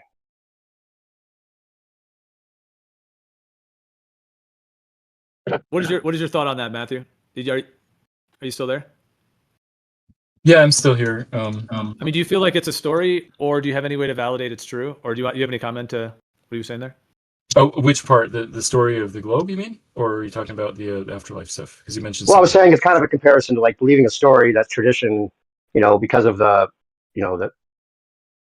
popularity of it, or the enforcement of it, is why people might believe it. Maybe they've had a direct experience with God, and they think it validates the story for whatever reason. But most of it seems like what you guys were talking about earlier was, you're talking about the word that was written, and that's the way it's written, which is empirical to you to some degree, Right. rather than a direct experience with these people that are saying they've healed themselves in this life because of a direct experience they had with remembering a past life, which is more direct, in the same way that a flat earther might say, I've had a direct experience because my whole reality is stationary and level, just like everyone's. Why would that be less than some story about we're supposed to be spinning without feeling it? Yeah, you'd have to take both into account, your experiences plus your knowledge of what other things are true, your beliefs about what God says in His Word. All those things would go into that. I don't think that experience trumps all other truth claims. That's what I'm saying. No, I wouldn't say that, but it's not to say that all or nothing. Like, it's not to say experience trumps everything else, but there is that comparison to like believing in a story that you've been told it's supposed to be true. Whether that story is from one religion or another, it could be God. God says something completely different. God says something that's never been written down, never been in any religion, but you would never recognize that it's the word of God because you're expecting it to match the religion, the words that were given. That's the other idea. How would you know? Yeah, Matthew, and right along with that, like, how such a foundational, when you're saying it's God's word, like where are you getting that from? That those specific men who wrote those specific words were the ones that were writing the quote unquote God's word, and it happened to be the God that they were describing. and that one is the truth, knowing that men wrote it. Like how do you know, or why do you have a connection that those men were actually, like, their hands were moving to the exact motion that quote unquote God wanted versus any other human that's written things? Because of sort of the internal consistency of it, the witness of the Holy Spirit, and the effect it's had on billions of Christians throughout the world. Just kind of like the consistency of how it's been preserved through the years. So I would say there's lots of different reasons, but I don't know if I could like list them all, but I think it is God's word, and I think that God would want to communicate with his children, and I think that he did, and that is the best, that is what he communicated. But you said you think that instead of believe it. Like you kind of like earlier were saying that Right. you don't think it's possible for these past lives to be validated because there's a possibility that it's not true, but then you weren't giving the same consideration to the story you believe in about God being possibly fallible. Yeah, so knowing things like that, this whole question is called epistemology. How do you know what you know? How do you believe what's true? That kind of thing. In some of those past life things, or specifically in the idea that we are all God, I think there's a logical impossibility. So that's part of the reason why I don't believe those things. What's the logical impossibility compared to like living forever as an entity with God? The logical impossibility of us all being one with God is that there's a difference between the creator and the creation. They can't be identical because the creator has existed forever and the creation was created at a specific time. But that's specifically about the logical impossibility of paganism. I don't think that is necessary to say that you're saying you're identical to God to say that you're a part of God. So I am not God and you are not God because we are created beings, is what I'm saying. But God's a part of us, right? Well, we can have relationship with God, and God can inhabit us and be with us in very intimate ways. But I'm just saying that that's different than saying that we are God. Some people, well, God made us, right? We are God. Yes, God made but us. If God made us and there was nothing before God, then God must be everything, right? Just a part of everything is God. No, God was everything, and then he decided to create something. He created creation, making something separate and different than himself, including you and me. So you are not God because God created you. You never were God. You are God's creation. You're part of his universe and part of his creation, but that doesn't mean that you are him. Well, but if God is everything, then where did he get the other things to make the things that aren't him? He created it. Oh, he dude, created it. He created it ex nihilo through his power and wisdom. From where? Where did the stuff that we're made of come from, if not from him? Out of nothing at all. He created it by his divine power out of nothing. That's so something from nothing now makes sense. Exactly. Because you're putting the idea of God. It doesn't come from him or the source. It comes from quote unquote nothing, and he's just he's just so he just kind of says, "Hey, water, come out of nothing," and then the water comes pouring out, and he's totally separate from the water. Is that the idea? Yes. When God said, "Let there be light," light sprang into existence from nothing at all before. See, I would say that you find a logical inconsistency where in that you don't find any logical inconsistencies there, but then there's logical inconsistencies to us melding as an energy source that we all know we have.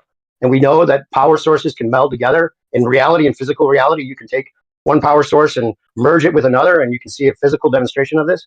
But it's logically not doesn't add up for that to be the possibility of a metaphysical nature to this world as well. Right. It's philosophically illogical to say that the creation is the same as the creator, but it's also possible that God, an all-powerful being, could create things out of nothing. And when he does that, he's creating something separate from himself. But that's like the definition of illogical, that you could have something from nothing. No, it's only illogical for us as created beings. We can't create something from nothing, but God can. Yeah, but why not? Doesn't the Bible say God's within all things? Doesn't the Bible actually say God is within all things? He created within himself. It says God is omnipresent. God is everywhere, but he's not saying he is everything. So God is everywhere. Well, no, but if he's everywhere, how could he not be a part of everything? Because his presence is there doesn't mean it's identical with the thing there. I'm talking philosophically. No, you're making an absolute out of it. I'm not saying identical, but just having a piece of God within everything doesn't mean you're identical to God. Right. So wouldn't the life force be God? Wouldn't God have to give the life force to things? That comes from nothing too? Like he got everything from nothing? So God created everything out of nothing. He also sustains and providentially gives life to all things and is actually present everywhere. But that his presence and sustaining power doesn't mean that he's the same as everything. But no way. But you keep making the absolute statement out of it. I'm not saying God is the same as everything. But if you started by saying God is everything, and then he created everything out of nothing, then what does everything, and what does God being everything mean? What is everything before the things he created out of nothing? Like he just remains as everything, but everything is separate from everything else? Yeah, in eternity past, God was all that was in existence. And then at some point he decided to create something other than himself, and so he created all of the universe out of nothing. And now we have those two things. We have the creator, who still is as he was, but then we also have the creation, which has a beginning, that began to exist when God decided to start the creation. I thought that the Bible had more of a, God is within everything and gives the life force to things type of idea. Well, That would so make yeah, more sense, even if it doesn't. God sustains creation. He created it, and then he also sustains it. And he is everywhere. But that's not saying that if you go out in the forest and look at all the trees and say that the trees are God, they're not God. Yeah, but again, you're making an absolute statement. I'm not saying the trees are God, but for him to sustain the trees and sustain life as we know it, he would have to be within it to sustain it, wouldn't you think? To some degree, not to say he's identical to anything or that anything is equal to God, but there has to be a piece of whatever this life force is within everything for it to be sustained, wouldn't you think? No, the life force could be separate from God. I think God sustains it, but is not yet. So, I mean, maybe we're talking about Does that make more different, sense though? I mean, like, forget the Bible, forget all your beliefs. Would it make more sense for the source of life to be within all of life for it to be sustained by that source of life? Wouldn't that make more logical sense for it to be a part of everything, for it to be sustained rather than to be completely outside it, but still somehow sustaining it and keeping it going without being an actual part of it? It doesn't seem that that's how things work. Like if you paint a painting, it's not. It is definitely something that you created out of your mind and out of your imagination. But it's not like there's a piece of you in the painting. It's not like your life force is in the painting in the same way, even though you. But if it was an animation, what if it was an animation and I wanted to keep the animation running, but the animation needed energy to keep running? Yeah, And that's I a would better have to give a piece of example. Right. myself to keep the animation going and keep it cycling, right? Like it couldn't just cycle on its own without the life I force think that I I think gave it God to is begin with. powerful enough that he can create other lives and other minds separate from himself, and I think that's what he did do. Okay. but something Well, that's animated. beyond the story, real quick, I'll say one thing. I'll let you go, Gio. I think that the psyop, if there is a psyop to any of this, and whatever you believe is true is fine. But I think the psyop is to separate us from God, from making it very clear somehow that God is separate from us and that God is not within us, or we are separate from God. We're separate from each other, and everything's individualistic, and we don't actually feed each other's energy or combine with each other's energy after death. And it's all separate, and we're all just individual entities that do not connect physically or metaphysically with the actual God or each other. And that's the might be the biggest deception that a lot of these beliefs have your mindset believing, right? Or your mindset set on, because that if we all did, if say the opposite is true and we're all like a part of each other and God's a part of everything, and not to say we're equal to God, but God is within everything and we're all that, one big thing and we're all one. Think of how much better the world would be if everyone knew that, if that was true, because we would feel unified and we wouldn't, feel like we're competing with each other for a spot in heaven with God and all these other things that kind of go into that whole mindset of like, I'm separate and I'm better, or I'm worse, or I did and you didn't, and I'm going to get there, but you're not going to get there. I'm going to have more money than you, and God's going to like me better because I'm of this certain tribe, and all these favoritism things that go in with it that are more convenient for the people that rule the world possibly as well, to have us feeling that way and competing with each other rather than seeing each other as ourselves, which would be the true one love that is the utopia that they kind of paint heaven to be.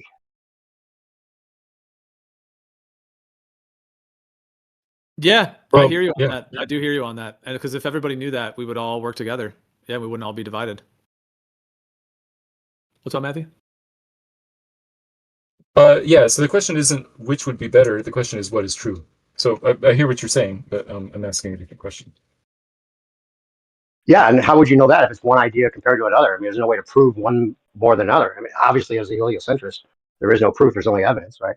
Matthew, what if we just say between these two? Okay, the Abrahamic idea where like you get this one life and you're kind of on this like life or death battle for your soul with this God creator and the sins and the Jesus and the Son. And okay, you got that whole thing going on, right? And then even if you like get through the gates or whatever, like you'll like be with this other guy, God, and it does sound pretty amazing the way you've made that sound, or like that belief of that part, like where it would be like amazing with him or whatever. But what about the perspective that instead of another guy, like when you get to the end of that road, instead of it being another guy that you would call God, you would realize that you are simply the source of everything, and that you were, the beginning, middle, and end, like the totality of everything. How is it that different? You know what I'm saying? If you're separate from, well, I guess you got there's Yahweh and the kind of the different things that go along with that as well. But Make sure you say a part of the source, not that you are the source, because then he'll say, well, how can you say you're equal to God? I don't think any of this is trying to say we're equal to God, which is always what you're going to, Matthew. You're saying it's identical or it's equal to or you are God. Why is saying that God's within everything and we're all just a part of a little piece of the whole? Why is that like somehow sacrilege? It seems with a lot of people that Because take we the are not a biblical piece of the concept whole. of God. God is separate from us. So God is his own being, and that he is not me. I am not him. I'm not a part of him. I'm completely separate. I think that's a psyop. I mean, even if that were true, that fucking sucks. I'm sorry. No, you know what the psyop is that Satan is trying to convince all of us humans that we are gods ourselves. We can do what we please, and he's trying to usurp God's authority and get us to usurp his authority by saying, no, you can do what you like because you are part of God. That's the wicked lie right there. And that's been the lie Well, that's since part day of the one. thing. That's part of the narrative that supports the This idea. is So why then all Satan Eastern came from religions are nothing too. wicked. He created Satan out of nothing as well as everything else. Why did he Yes. create Satan? so that's a separate Because, idea, though, Matt. That's different than we're all one. You're talking about like that, like do as thou will, like in an evil way. That I do actually kind of agree with where you're going. I mean, that That's a part straw of it. man. It's a straw man of what I was saying. It's a straw man from what you were Just do saying, but whatever you want. right, no, it's a straw man from what you were saying. Yes, that's exactly. But it is a thing of itself that there are people that have that dark energy, but that's obviously an evil But it spirit. goes against the idea that you would treat everyone as you would want to be treated. You know, like with the golden rule, that if we're all one, then you would appreciate everything else more so rather than less so. Yeah, it's more inclusive. Well, that's why like all the ancients, it seems like I know that Christians like to just use the word pagan for everything, but there's actually a lot more spirituality in humanity than just anything related to pagan. That was kind of like a made up concept at a later point. And I mean, a lot of the ancients, like, dude, that's why they all work together. Like in the tribe, when you live in the tribe, and especially when they use these plants as well, but they are just one with nature and they're one with each other. They don't hurt each other. They don't yell at each other. They don't physically beat each other. There's no sexual abuse. There's no thievery. There's no depression. Like all of that. They just all work together. So yeah, and they know that they're all part of one much larger intelligence, and that alone allows them to just want to work together for the betterment of everybody, equally in that sense. And even that right there, that beautiful thought right there, could be made out to be like some kind of evil, demonic, They satanic twist it. They idea, twist right? Because you're one with everything. You're trying to say you are God. Then you're not God. That's Satan talking to you. That's just crazy to even think that beautiful thought that we're all one is somehow some evil entity that's just trying to convince you are God. That's just like the total straw man of that beautiful connection to everything.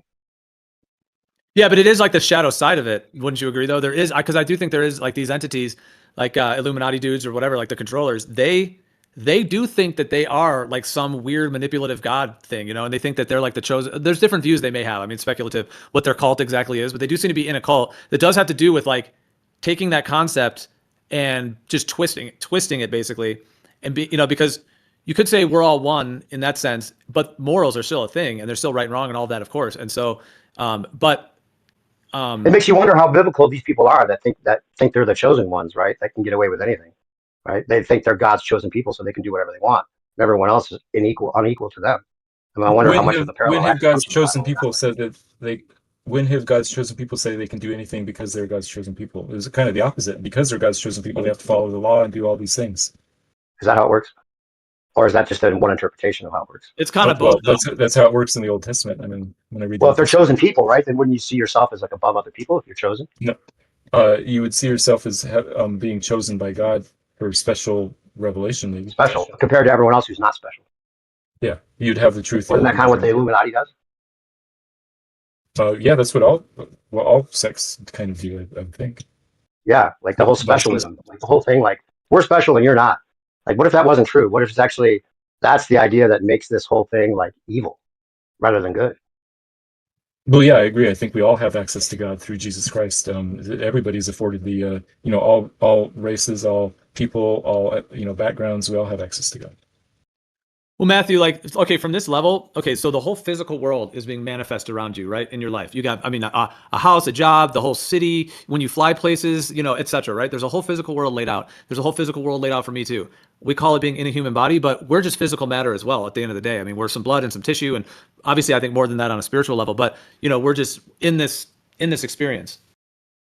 Now, for all that to be happening, the whole physical world to be manifest with all the electrostatics and the matter to all be holding together and animating, all of nature animating, and the oceans and the tides and everything breathing and the weather and the sun and the moon, everything that's pulsating, that all has to be kept alive. And then we're a physical human body in that world. How are we really separate from everything that exists? Ultimately, Yeah, there have to be a connection. Because God can make something separate from himself and still sustain it and give it life force and give it energy and all that type of stuff. Oh wait, so the life force is given by him, but it's not a part of him. It doesn't come from him. Exactly. Of course, I am not part of God. That's crazy. That sounds like No, sacrilege. it's just true. It's just true. There's God Well, is no, part you of can't just say it's true. It's obviously a religious opinion. It's not true. It's Wait, but just you your believe opinion God is about part of something. you? You believe God is part of you, though? no. No, Well, he it says that believes in the that Bible. satanic. I mean, not satanic, but It says the that in the opposite Bible. somehow. That God is in all things. You don't. That's Yeah, what I God thought. is with us. God lives with us, but we are not God, and He is not us. He's just kind of like a creepy spirit that surrounds you, but it's not a part of you. I know God is omnipresent. He can be with us, just like your wife But can he be in your can't be within presence, us. just like your Is friend God can be. unable to be within us? He's this really good guy that never really helps you. He never helps you. No, he totally sustains you, but not by being part of you. He just like outside somehow metaphysically changes and sustains everything, but not at all a part of you. That makes no sense, physically or metaphysically. When Christians say that we live with Christ in us, that means that the person of Christ lives with us and in us, but that still doesn't mean that Christ is us. There's a difference No, well, no. between Again, you're trying to make an absolute statement out of it. I'm right, saying that he is you, but is within you is totally different. right. Well, you know, like, That's see, this is what. Well, this is the thing about like a hologram. Like the part and the whole are actually one, and you can take a part of the part and it will have the whole in it. You can take the whole and it has the part in it. It's like the nature of consciousness. It's the nature of light as well, which is what holography is the interference pattern of light. So it goes down to the most foundational level. So that's why, like, that's what I'm talking about, Mathew. Like the idea of like thinking you're God, quote unquote. Okay, I do agree. There's like evil dudes who like quote unquote think they're God in like some evil demonic way, and they think they can like kill other people because of it, or they're above them, or special, or chosen, or just there's definitely a plenty of that that exists. But I'm not referring to that. When if anything, I'm referring to about our ultimate identity. What I'm just more referring to, it's not about being God. It's simply that the realization that our actual true nature is one and the same with everything that exists. And it's like almost like it's a huge field, like whether it's like an ether field, consciousness field, a field of light, field of sound, energy, and that one eternal being that we are is what's manifesting all of our individual lives.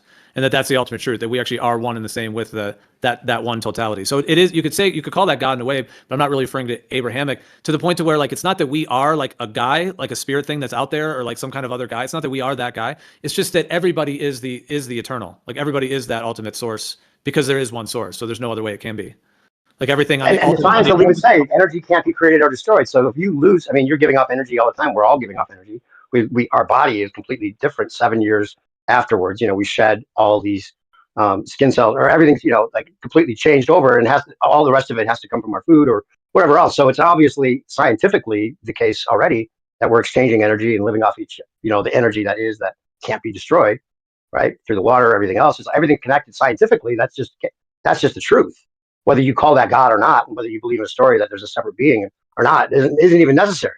Whatever that energy is, I mean, that's what God is, at least to a certain extent. At the very least, that's what God is. Whether there's a being outside of this existence or not is a totally separate thing in a way. Yeah, I hear what you guys are saying, and I understand it. I'm glad you brought up sort of the scientific idea.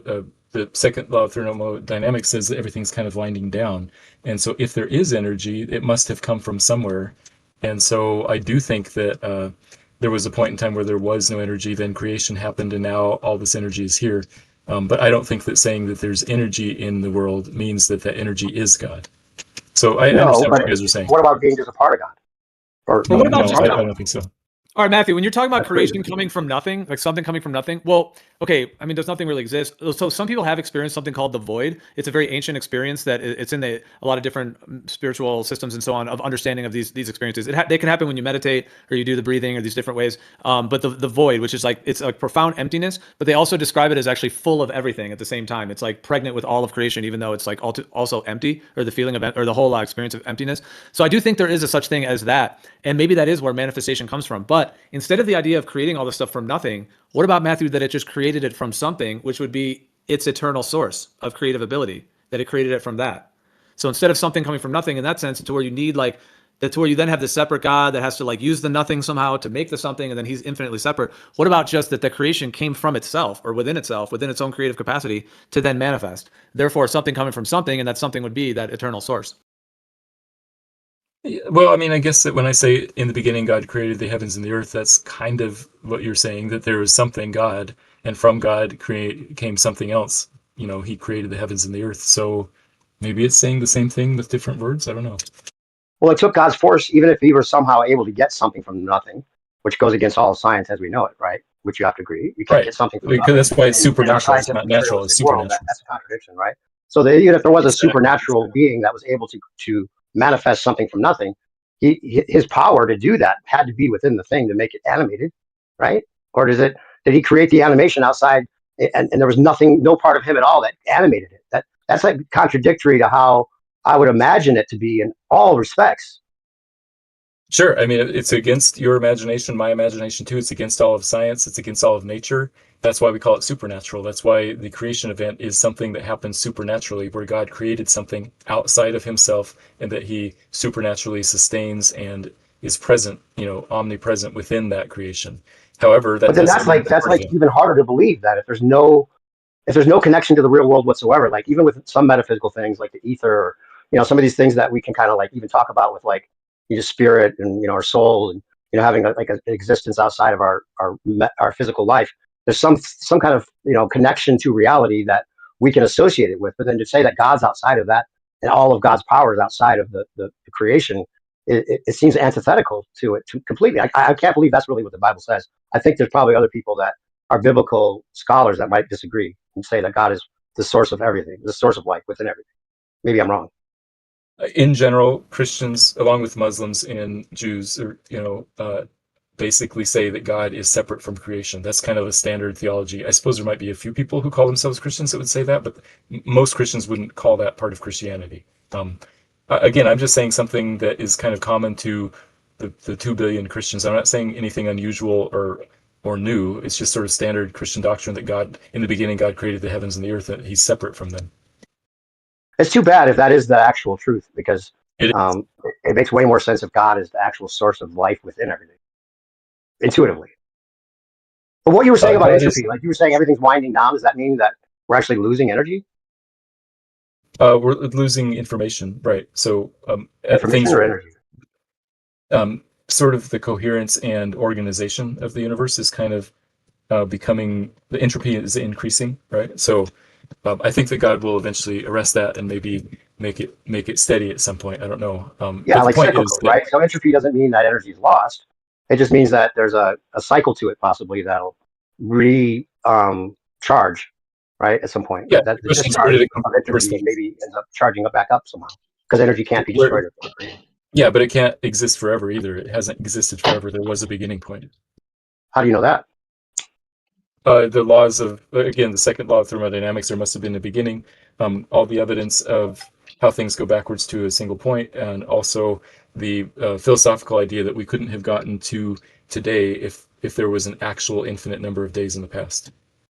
Well, I don't know. I've heard Witsit make this argument, and it's one thing I disagreed with, because the second law can't. I mean, you can't. If energy can't be created or destroyed, that means all the energy that is here was always here, and it would be Right. infinite. It's Because about it how gets it's created or organized, destroyed. not Just whether. because it becomes disorganized doesn't mean it gets lost, and there could be a cyclical nature to it where the disorganization ends up reforming into an organization and then discharging and charging in that same way. And not to say that you're saying for sure it's infinite, but I would say it's infinite until proven otherwise, because we know energy can't be destroyed or created. Yeah, energy cannot be destroyed or created through natural processes, but it could be through supernatural process or non-natural How through do you know that? because by definition, the natural restricts what can happen naturally, and so if it didn't happen, if it can't happen naturally, then it could happen non-naturally. Well, just because it could happen doesn't mean that it would happen or should happen or does happen. Right, but here exactly. But the fact that we do have energy means that it did happen.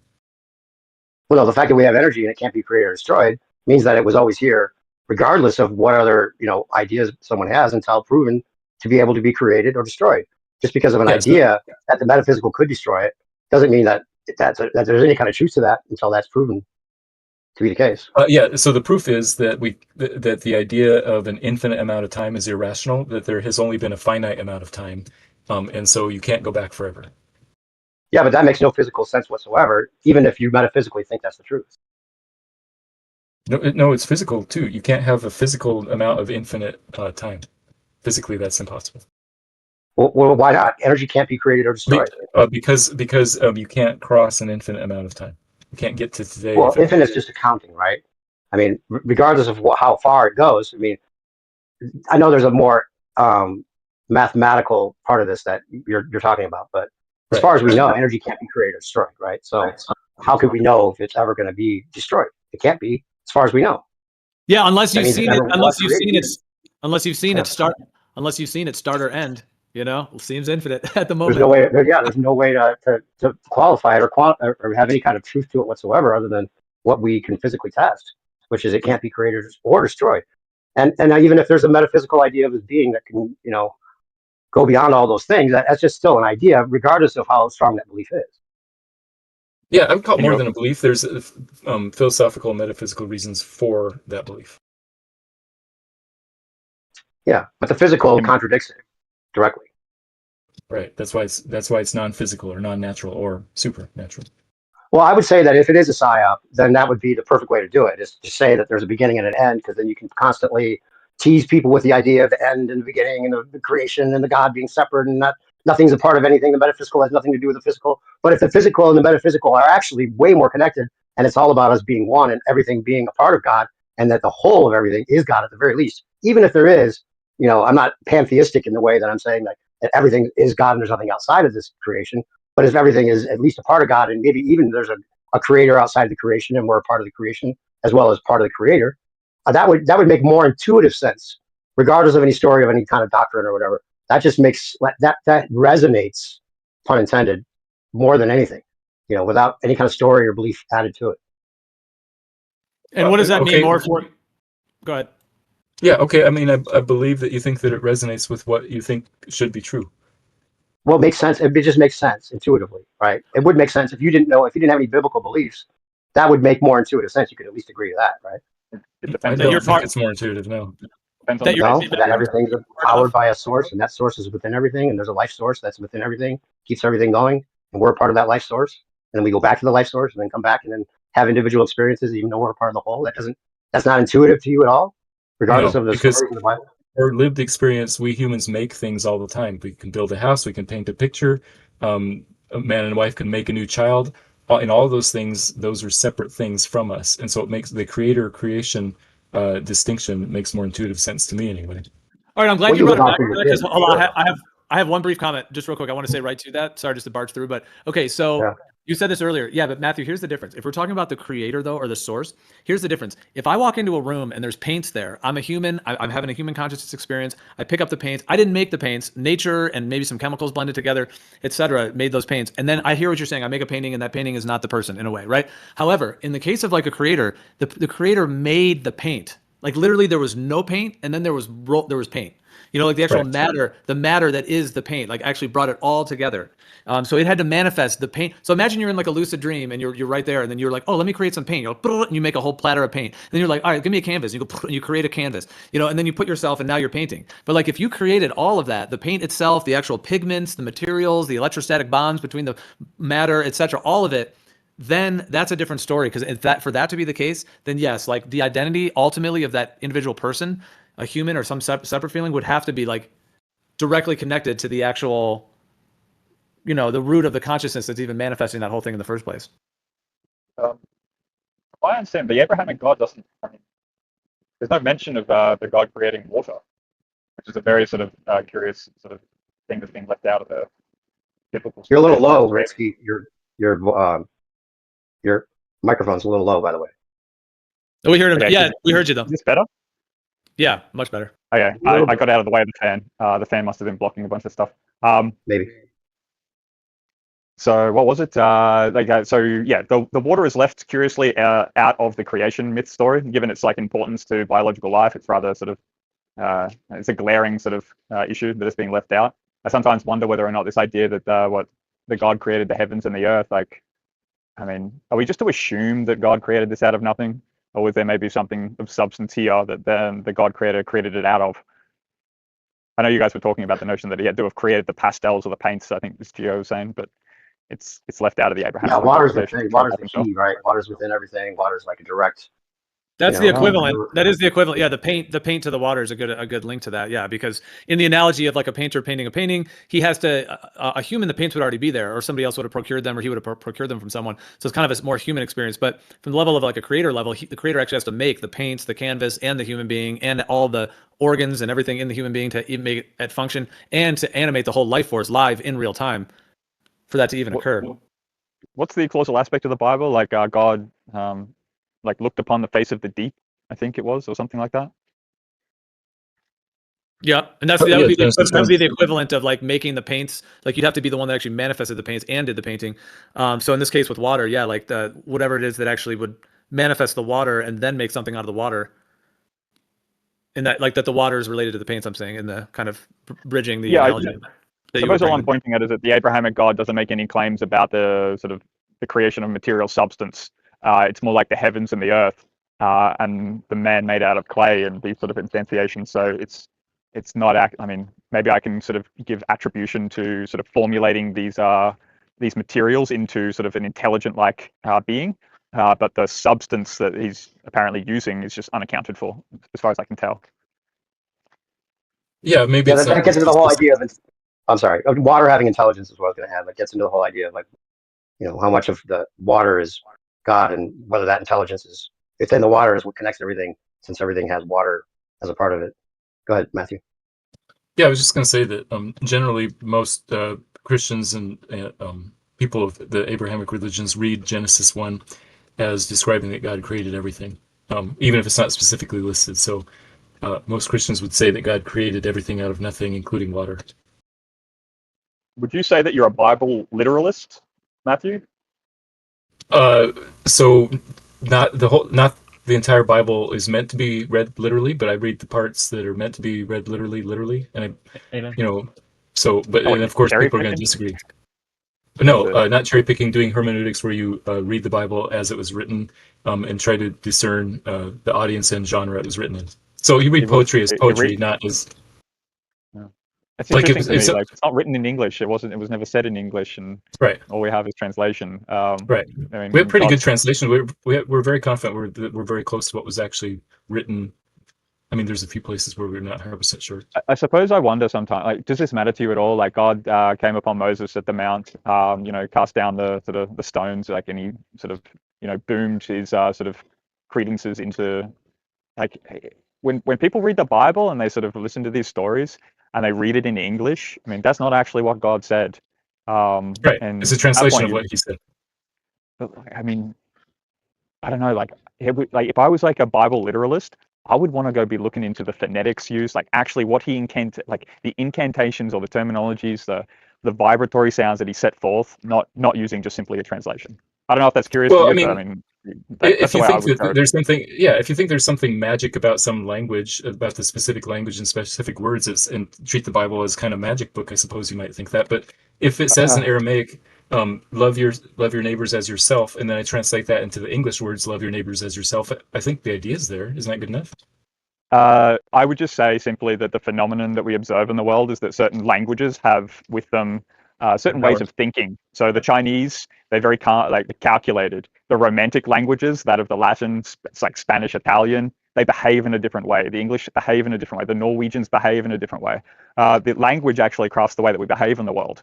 To say that it's just simply like you can use a translation and you can understand what's going on, I don't know. I think you kind of like there's an embodiment to the notion of a language. You could say that's all cultural, and maybe there's something to be said about that. But I do think language shapes the way that we think, and just to simply like cast it away that's like, yeah, I appreciate that.